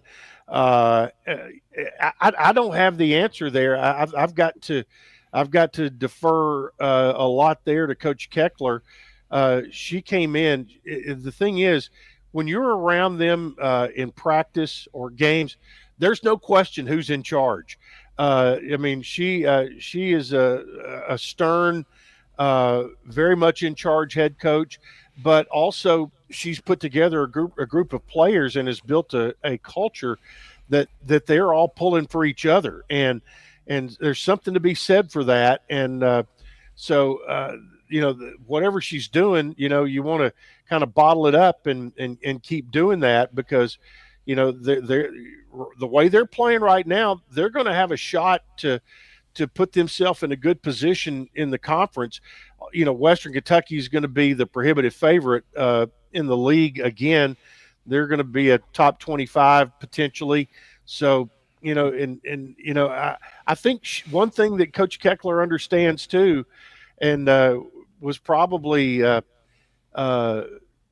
mentioned to her more than once during her interview process, that the importance of being in getting better and knowing that Western Kentucky's the target.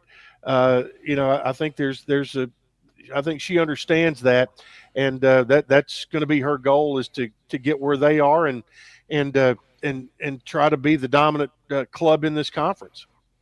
Talking with Chip Walters, all things MTSU. The Blue Raider voice joins us each and every single Tuesday. Chip, one or two that I wanted to get before we close out of here.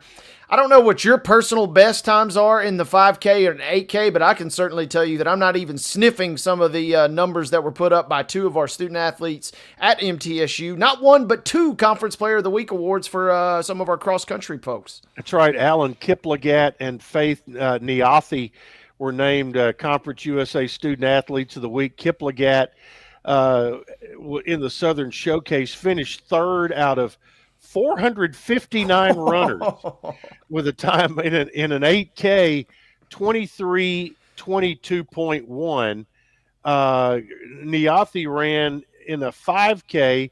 She finished 3rd out of 481 runners with a time of 16 minutes, 35.2 seconds. So both of them were outstanding, and both were very good the week before in the Memphis Twilight Classic. As a matter of fact, Faith Niathi was the individual winner in that event. They will both be continuing in Louisville, in the Louisville Classic on October 4th. But the pipeline to Ghana has continued. Keith Roman and the crew with Middle Tennessee Track, Dean Hayes had it going for so long, and they've done a really good job of continuing that.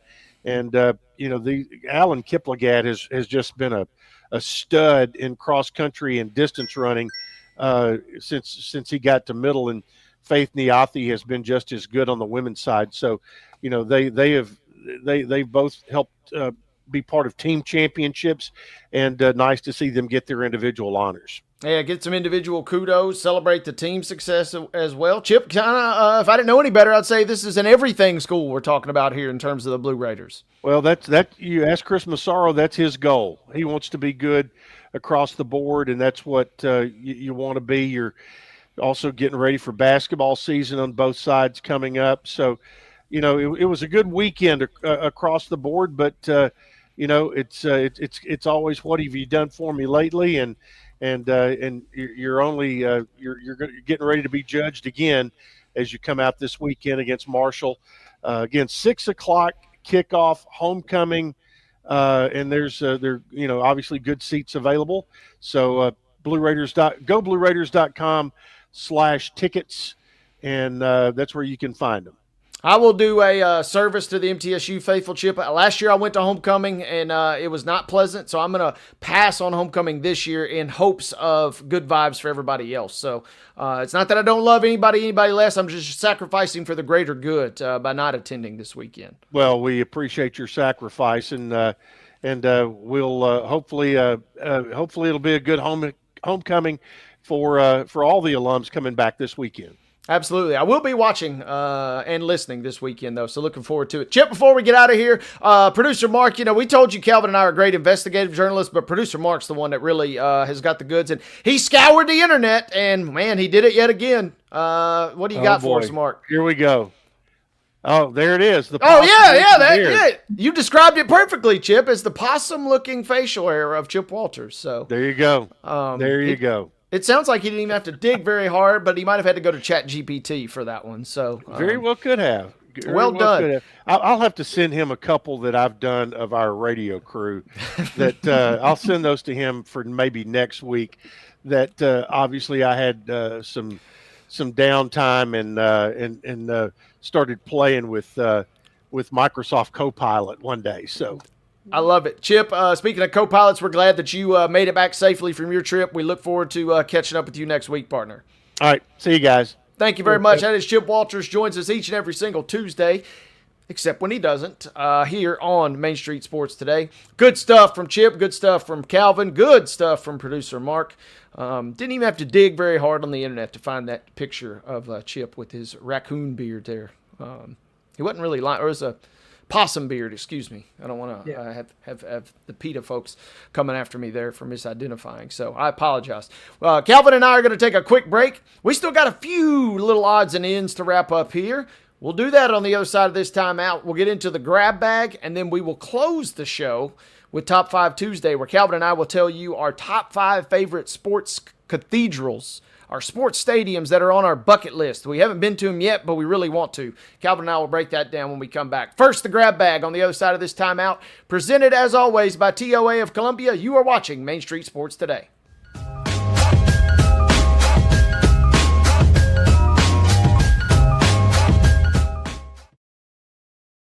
Deep in a forest at Nashville Zoo, new creatures here for you to view. Phantoms graced in black and white swing high in trees of dappled light. In rocky crags, tall and steep, small antelopes with nimble feet. A wise old man with beard of white, a sentry perched on stony height. Amidst it all, a hunter lies, with coat of gold and steely eyes. A new adventure just for you.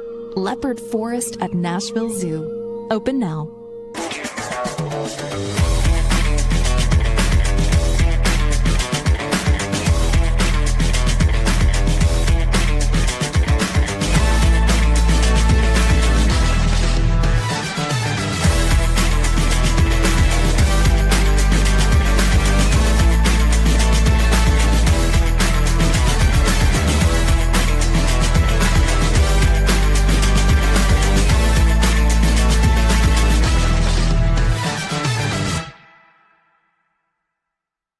Jones & Lang Sporting Goods here in Columbia has been outfitting teams, officials, and anybody else from T-ball to college for 50-plus years. Be sure and check them out at 931-388-8060 or online at jonesandlang.com. Jones & Lang Sporting Goods, the look of a winner. Piggly Wiggly, located in Neely's Mill Shopping Center, is Columbia's locally owned and operated Cost Plus 10 grocery store dedicated to serving the community with low prices and smiling faces. Piggly Wiggly offers fresh, hand-cut meats daily as well as daily hot plate lunches from their deli counter. You're certain to see smiling faces and a helping hand when you're here at Piggly Wiggly. Come by and check out our fresh produce, high-quality meats, and more. Down home, down the street, we'll see you at the Pig.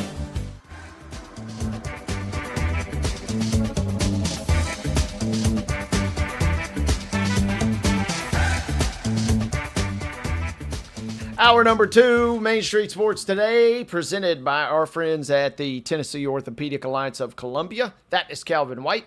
Wade Neely here. Our producer, Mark Rogers, making a magic happen back behind the glass. Quick housekeeping. Tomorrow, Calvin and David Wilson will be your co-hosts. David and Mo set to tangle on Thursday. And then yours truly and Mo will close it out on Main Street Sports Today. Big week, big show.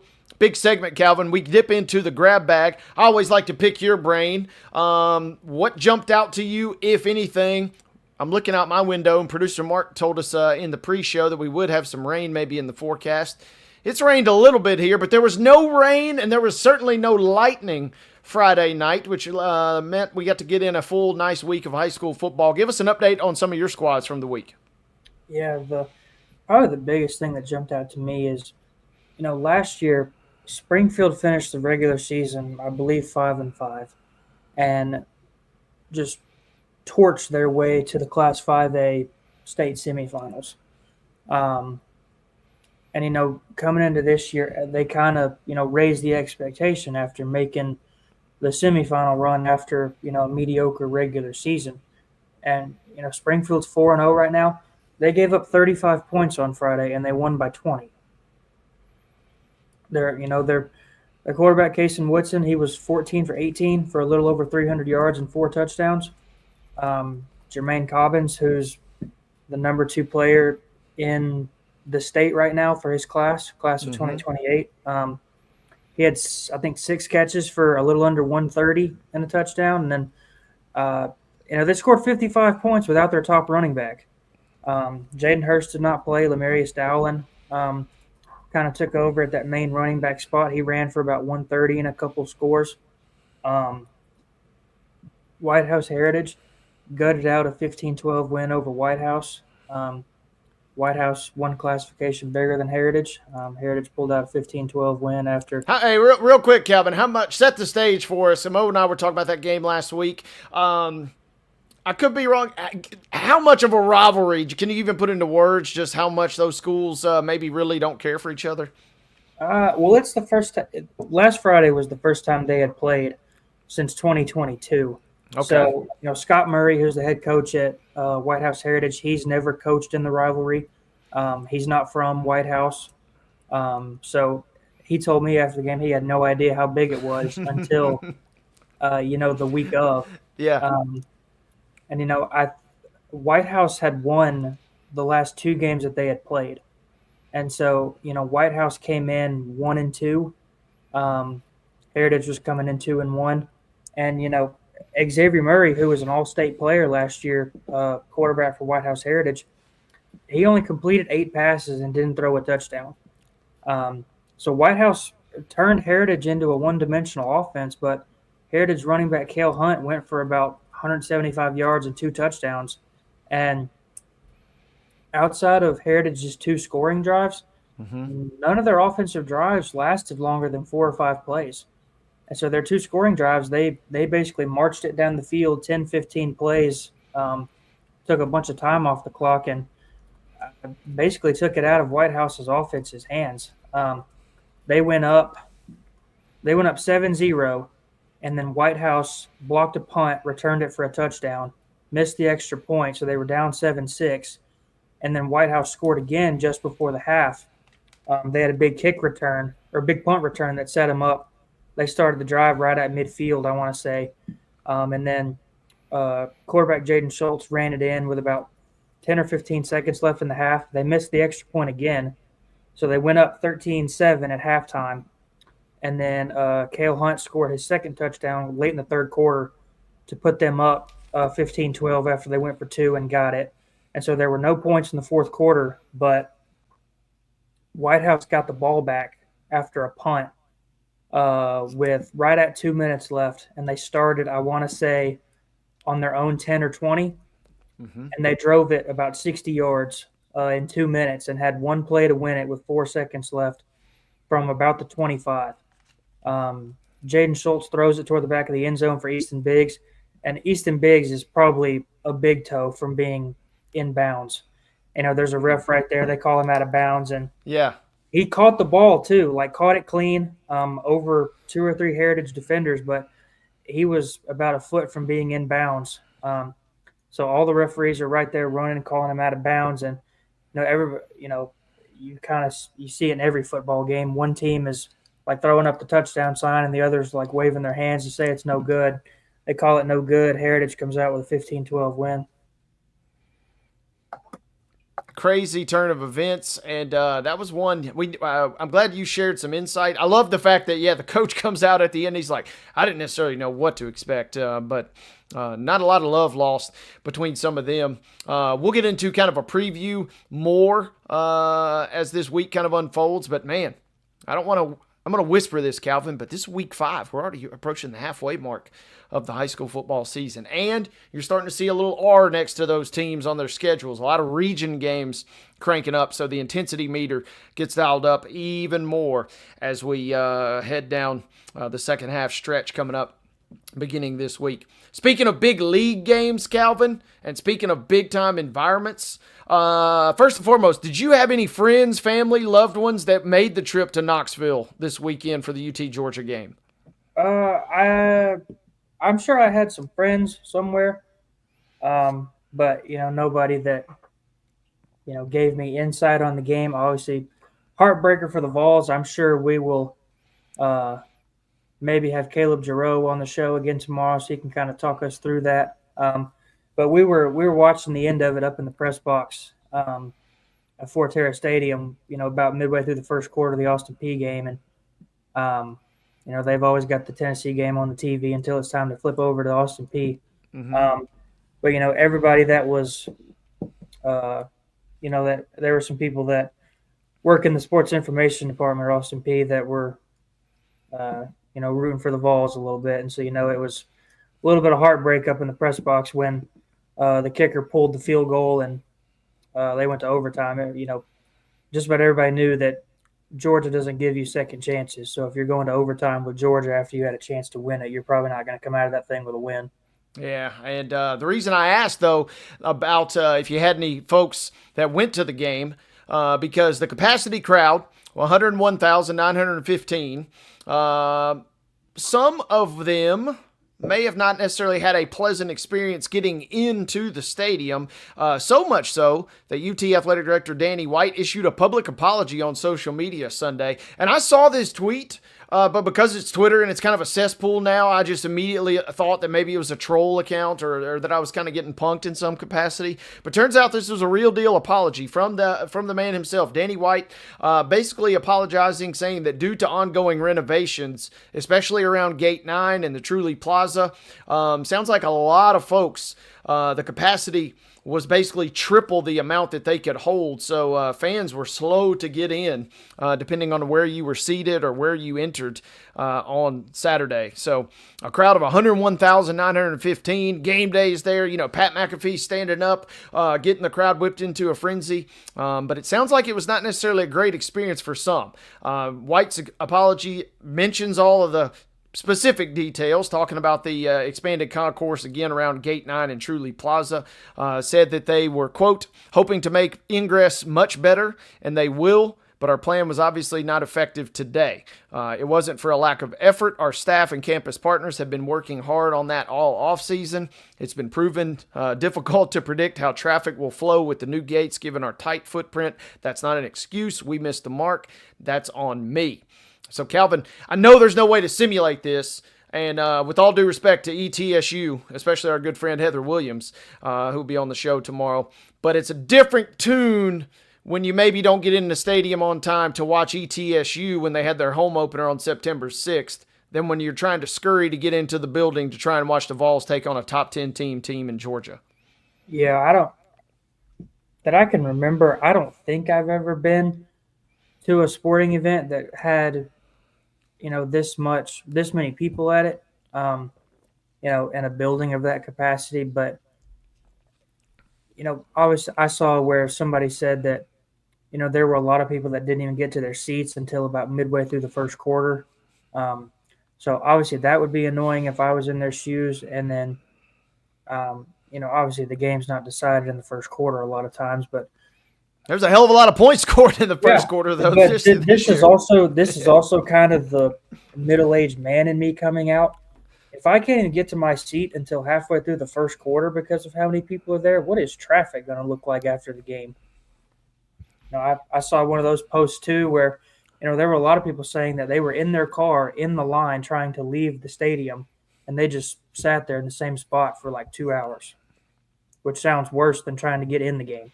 Yeah, that 100%. That to me is the more nightmare situation than those. But Danny White has apologized. Tennessee is taking on UAB at 11:45. I would imagine it's going to be a little easier to get in and out on Saturday. But they still have home games versus Arkansas, Oklahoma, and who knows what that Vanderbilt home game might look like in late November if things kind of continue for both of the teams the way they have thus far. But Danny White, the big man himself, kind of taken to socials to put that out there. So you weren't the only ones, Vols fans, for those that did suffer. Danny White said he felt your pain and hopefully trying to make it better. Speaking of feeling pain, didn't mean to go with that for the segue, but we'll let it ride, Calvin. A big injury for the Los Angeles Rams. They came into Nissan Stadium. They roughed up the Titans, but it came at a cost. But this is not your normal injury. This is almost a Wild and Wacky Wednesday type vibe here because turns out that Sean McVay, yes, the head coach for the Los Angeles Rams, revealed to the Associated Press yesterday that he tore his plantar fascia during the game. Pulled up awkwardly while making a timeout motion. Said the foot is good, quote, but I did tear my plantar fascia. So it's a good thing because I guess it allows you to heal a little faster. I was being dramatic, limping around toward the end of the game, but the MRI confirmed that I did tear that. I've never torn my plantar fascia, but I have certainly had issues with it, Calvin, and that is a pain I don't know that I wish on anybody. And so even though his team got the win, the Rams head coach there dealing with some injury, the woes of himself coming out of the game Sunday. Yeah, luckily he's not on the field playing. Maybe we can, see him on the sideline in one of those scooters that they give you when you're in a walking boot. He'll have to pedal himself and have his play chart right there available. That's not a bad idea.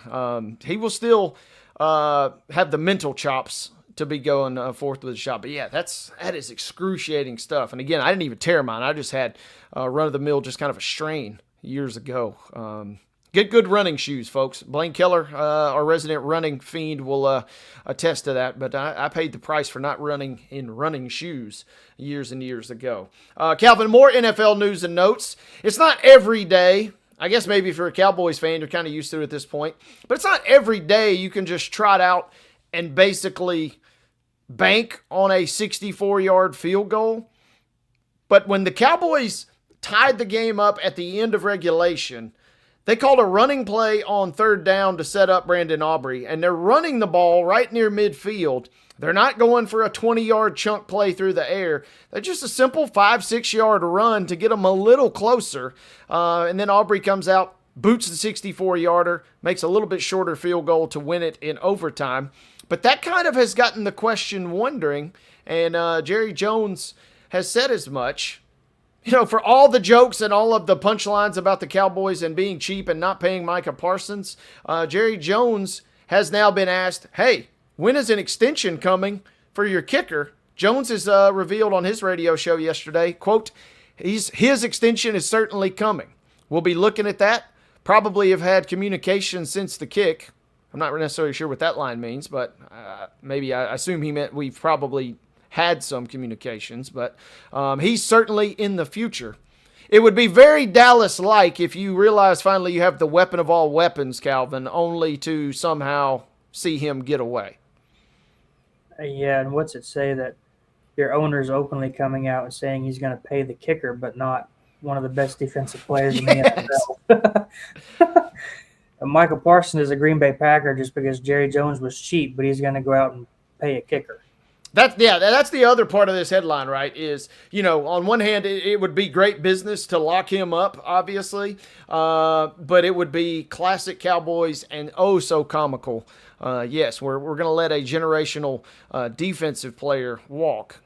I mean, you can make the case, though. Aubrey, was a former computer software sales guy or former insurance sales guy when he was out of football briefly, but this dude is just nails for the Cowboys. But apparently, his extension is coming, at least according to Jerry Jones. So, a couple NFL headlines. We successfully, yet another grab bag where we go preps to pros. Calvin's got the range, folks, so we always like to pull that off when we can on our Tuesday episodes. That brings us to our final break. That brings us up to Top 5 Tuesday. On the other side of this timeout, Calvin and I are going to give you our 5 stadiums across all sports.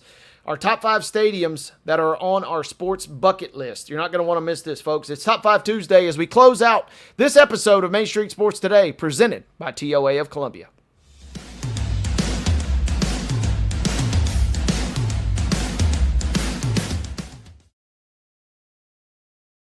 Being in Tennessee, we wanted to try to keep it as local as possible, so we have an entire section of our menu that is just dedicated to local whiskeys like Uncle Nearest, Jack Daniels, of course, George Dickel, Nelson Brothers, Greenbrier Whiskey, and all of our taps are all local. From 2 o'clock until midnight, we've got food every day for you guys. A good handful of appetizers, some entrees, and a couple salads and things like that. My name is Ethan Kanata. Please come down and see us at the Pick Lobby Bar here at the Omni in Nashville. There's a line that links us all. Most of the time, we don't even think about it, but it's everywhere. Illuminating our neighborhoods, empowering our businesses, and helping us to recharge. Whether it comes from our grids, the sun, or a kind heart, we believe in the power of good energy. And as your family and region continue to grow, you can trust that we'll always be there for you. Middle Tennessee Electric, bringing good energy.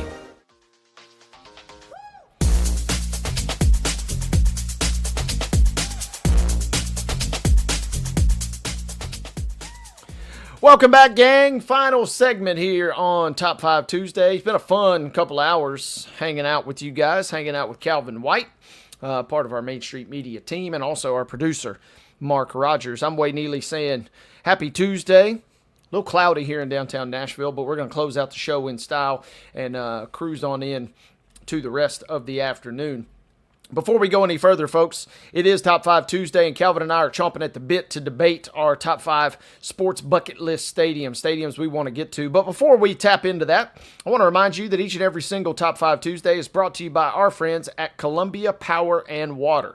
Are you tired of buffering and slow internet speeds? Well, then upgrade your life with Columbia Power and Water Internet. CPWS Internet. You can get lightning fast internet with speeds up to an incredible 1 gig, so you can stream, game, and work seamlessly, all for $70 a month. If you are looking for local service and local support, visit cpws.com or call 931-375-7777 and tell them your friends at Main Street Sports Today sent you to CPWS. All right, Calvin, the reason this topic was on my brain, and there's no way to predict this, but I'm watching the Backyard Brawl Saturday. It's West Virginia and Pitt. And I say there's no way to predict this. West Virginia is not as dominant as they used to be, obviously. But it has been a dream of mine to go to Morgantown when West Virginia is absolutely rolling. And, I probably missed my chance. I don't know that they'll ever get back to the real glory years that they had back in my college era with Rich Rod and those Pat White, Steve Slate. Now I got to watch those guys all as coaches. They're not on the field anymore. But that kind of got my brain wondering. And I was like, I wonder what other stadiums might be out there that we would want to visit. So that's the backdrop for today's topic. Give me your number 1 pick. We're talking sports across all genres here, all modes. It can be anything. But stadiums that are on your sports bucket list. You got the first pick today. Yeah, I've always been a big college basketball fan. That's my favorite sport. Haven't got the chance to really travel around and get to some of the bigger arenas. I've been to Cameron Indoor, just not for a Duke men's game. MTSU played Colorado up there, women's basketball, the women's tournament a couple years ago. But My number one pick is going to be Allen Fieldhouse over in Kansas, where the Jayhawks play. That's the best environment. I've obviously never been, but everybody says it's the best environment by far in college basketball. So I would love to get out there for a game one time eventually. Yeah, that one is about as good as it gets, and Kansas is luckily more often than not they're really, really good, really, really loaded. Last year they were preseason number 1, didn't do so hot, but the energy and the intensity is there. I'm with you. That is on my short list of places to get out to as well. I'm going to scratch West Virginia off my list because they were kind of the basis for this pick here, and these are kind of in no particular order.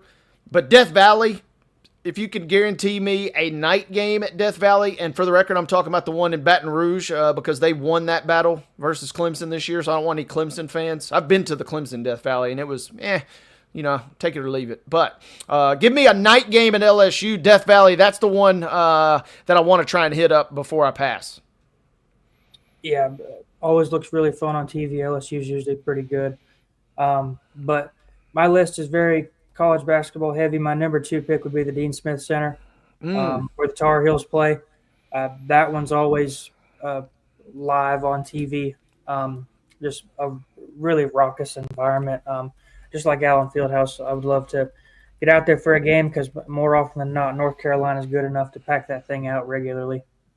Absolutely. That is a good one. That Clemson game, I went to Clemson MTSU's in 2009, and that was before Clemson was really, really rolling. So maybe I should go back. I feel a little bad maybe disparaging the Tigers there, but I still stand by my LSU Death Valley number 1. Number 2 for me on this list, this is kind of a quote-unquote basic answer, but I'm going Fenway Park. Man, give me a game at Fenway Park. Red Sox playoffs would be even better. Give me a postseason game, but I got to go a little basic there, but Fenway Park's my number 2. Yeah, that was my next pick, and it was going to be my number 3. Red Sox more often than not, they had years there where they would go from, worst to first and things like that. But over the last couple of years, they've at least been pretty decent to fill it up mostly on the regular. But it's been the same stadium for 100 years.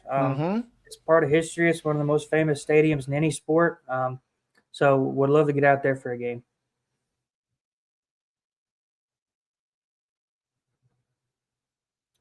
Wade appears to be frozen. Are you frozen, I'm back. Wade?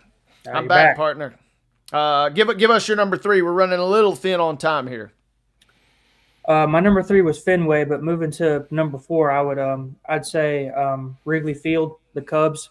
Like Fenway, just another iconic stadium. Obviously, the ivy out there. Cubs more often than not are decent enough to fill it up, and just would like to just go and see. One of the most famous stadiums in baseball. I'm with you. Fenway / Wrigley. I was going to flip a coin because I don't want to double up on those two. But yes, I went with Fenway, but Wrigley would be right there as well. I will double up here with my 3rd pick, and then I'll take my 4th, and we'll close with you with number 5. Number 3 for me is Lambeau Field. It certainly helps that the Packers are rolling right now, but it'd be epic to get up there. This one, number 4, I want to predicate by saying only if the Knicks are good. But if you give me like a playoff game when the Garden is rocking, oh man, it would give me goosebumps. I'd love to be there just to check it out one time. So MSG's up there for me as well. Your last one. Yeah, and then, just a note on Madison Square Garden, there's a bunch of college people that call games in there that say when the Knicks are good, it does not compare to when good college teams are in there. The Garden is different when the Knicks are good. But my number 5 pick is going to be the Breslin Center, where Michigan State men's basketball plays. Tom Izzo's had that program. He's got the longest streak of consecutive NCAA tournaments made. He's made it almost 30 years in a row. They fill that thing up on the regular, and it's loud even on TV. The Michigan fan of me doesn't like that, but I respect it. My number 5 is Arkansas football. If they can call the Hogs when they're rolling, I love it. Pretty good list by both of us here. And I'm going to load my Ticketmaster account and see how much money I don't have right now. But I digress. That's all the time we got, folks. Thank you guys for tuning in to Top 5 Tuesday and this episode of Main Street Sports Today. Calvin and David Wilson are back tomorrow for Wild and Wacky Wednesday. We'll see you then.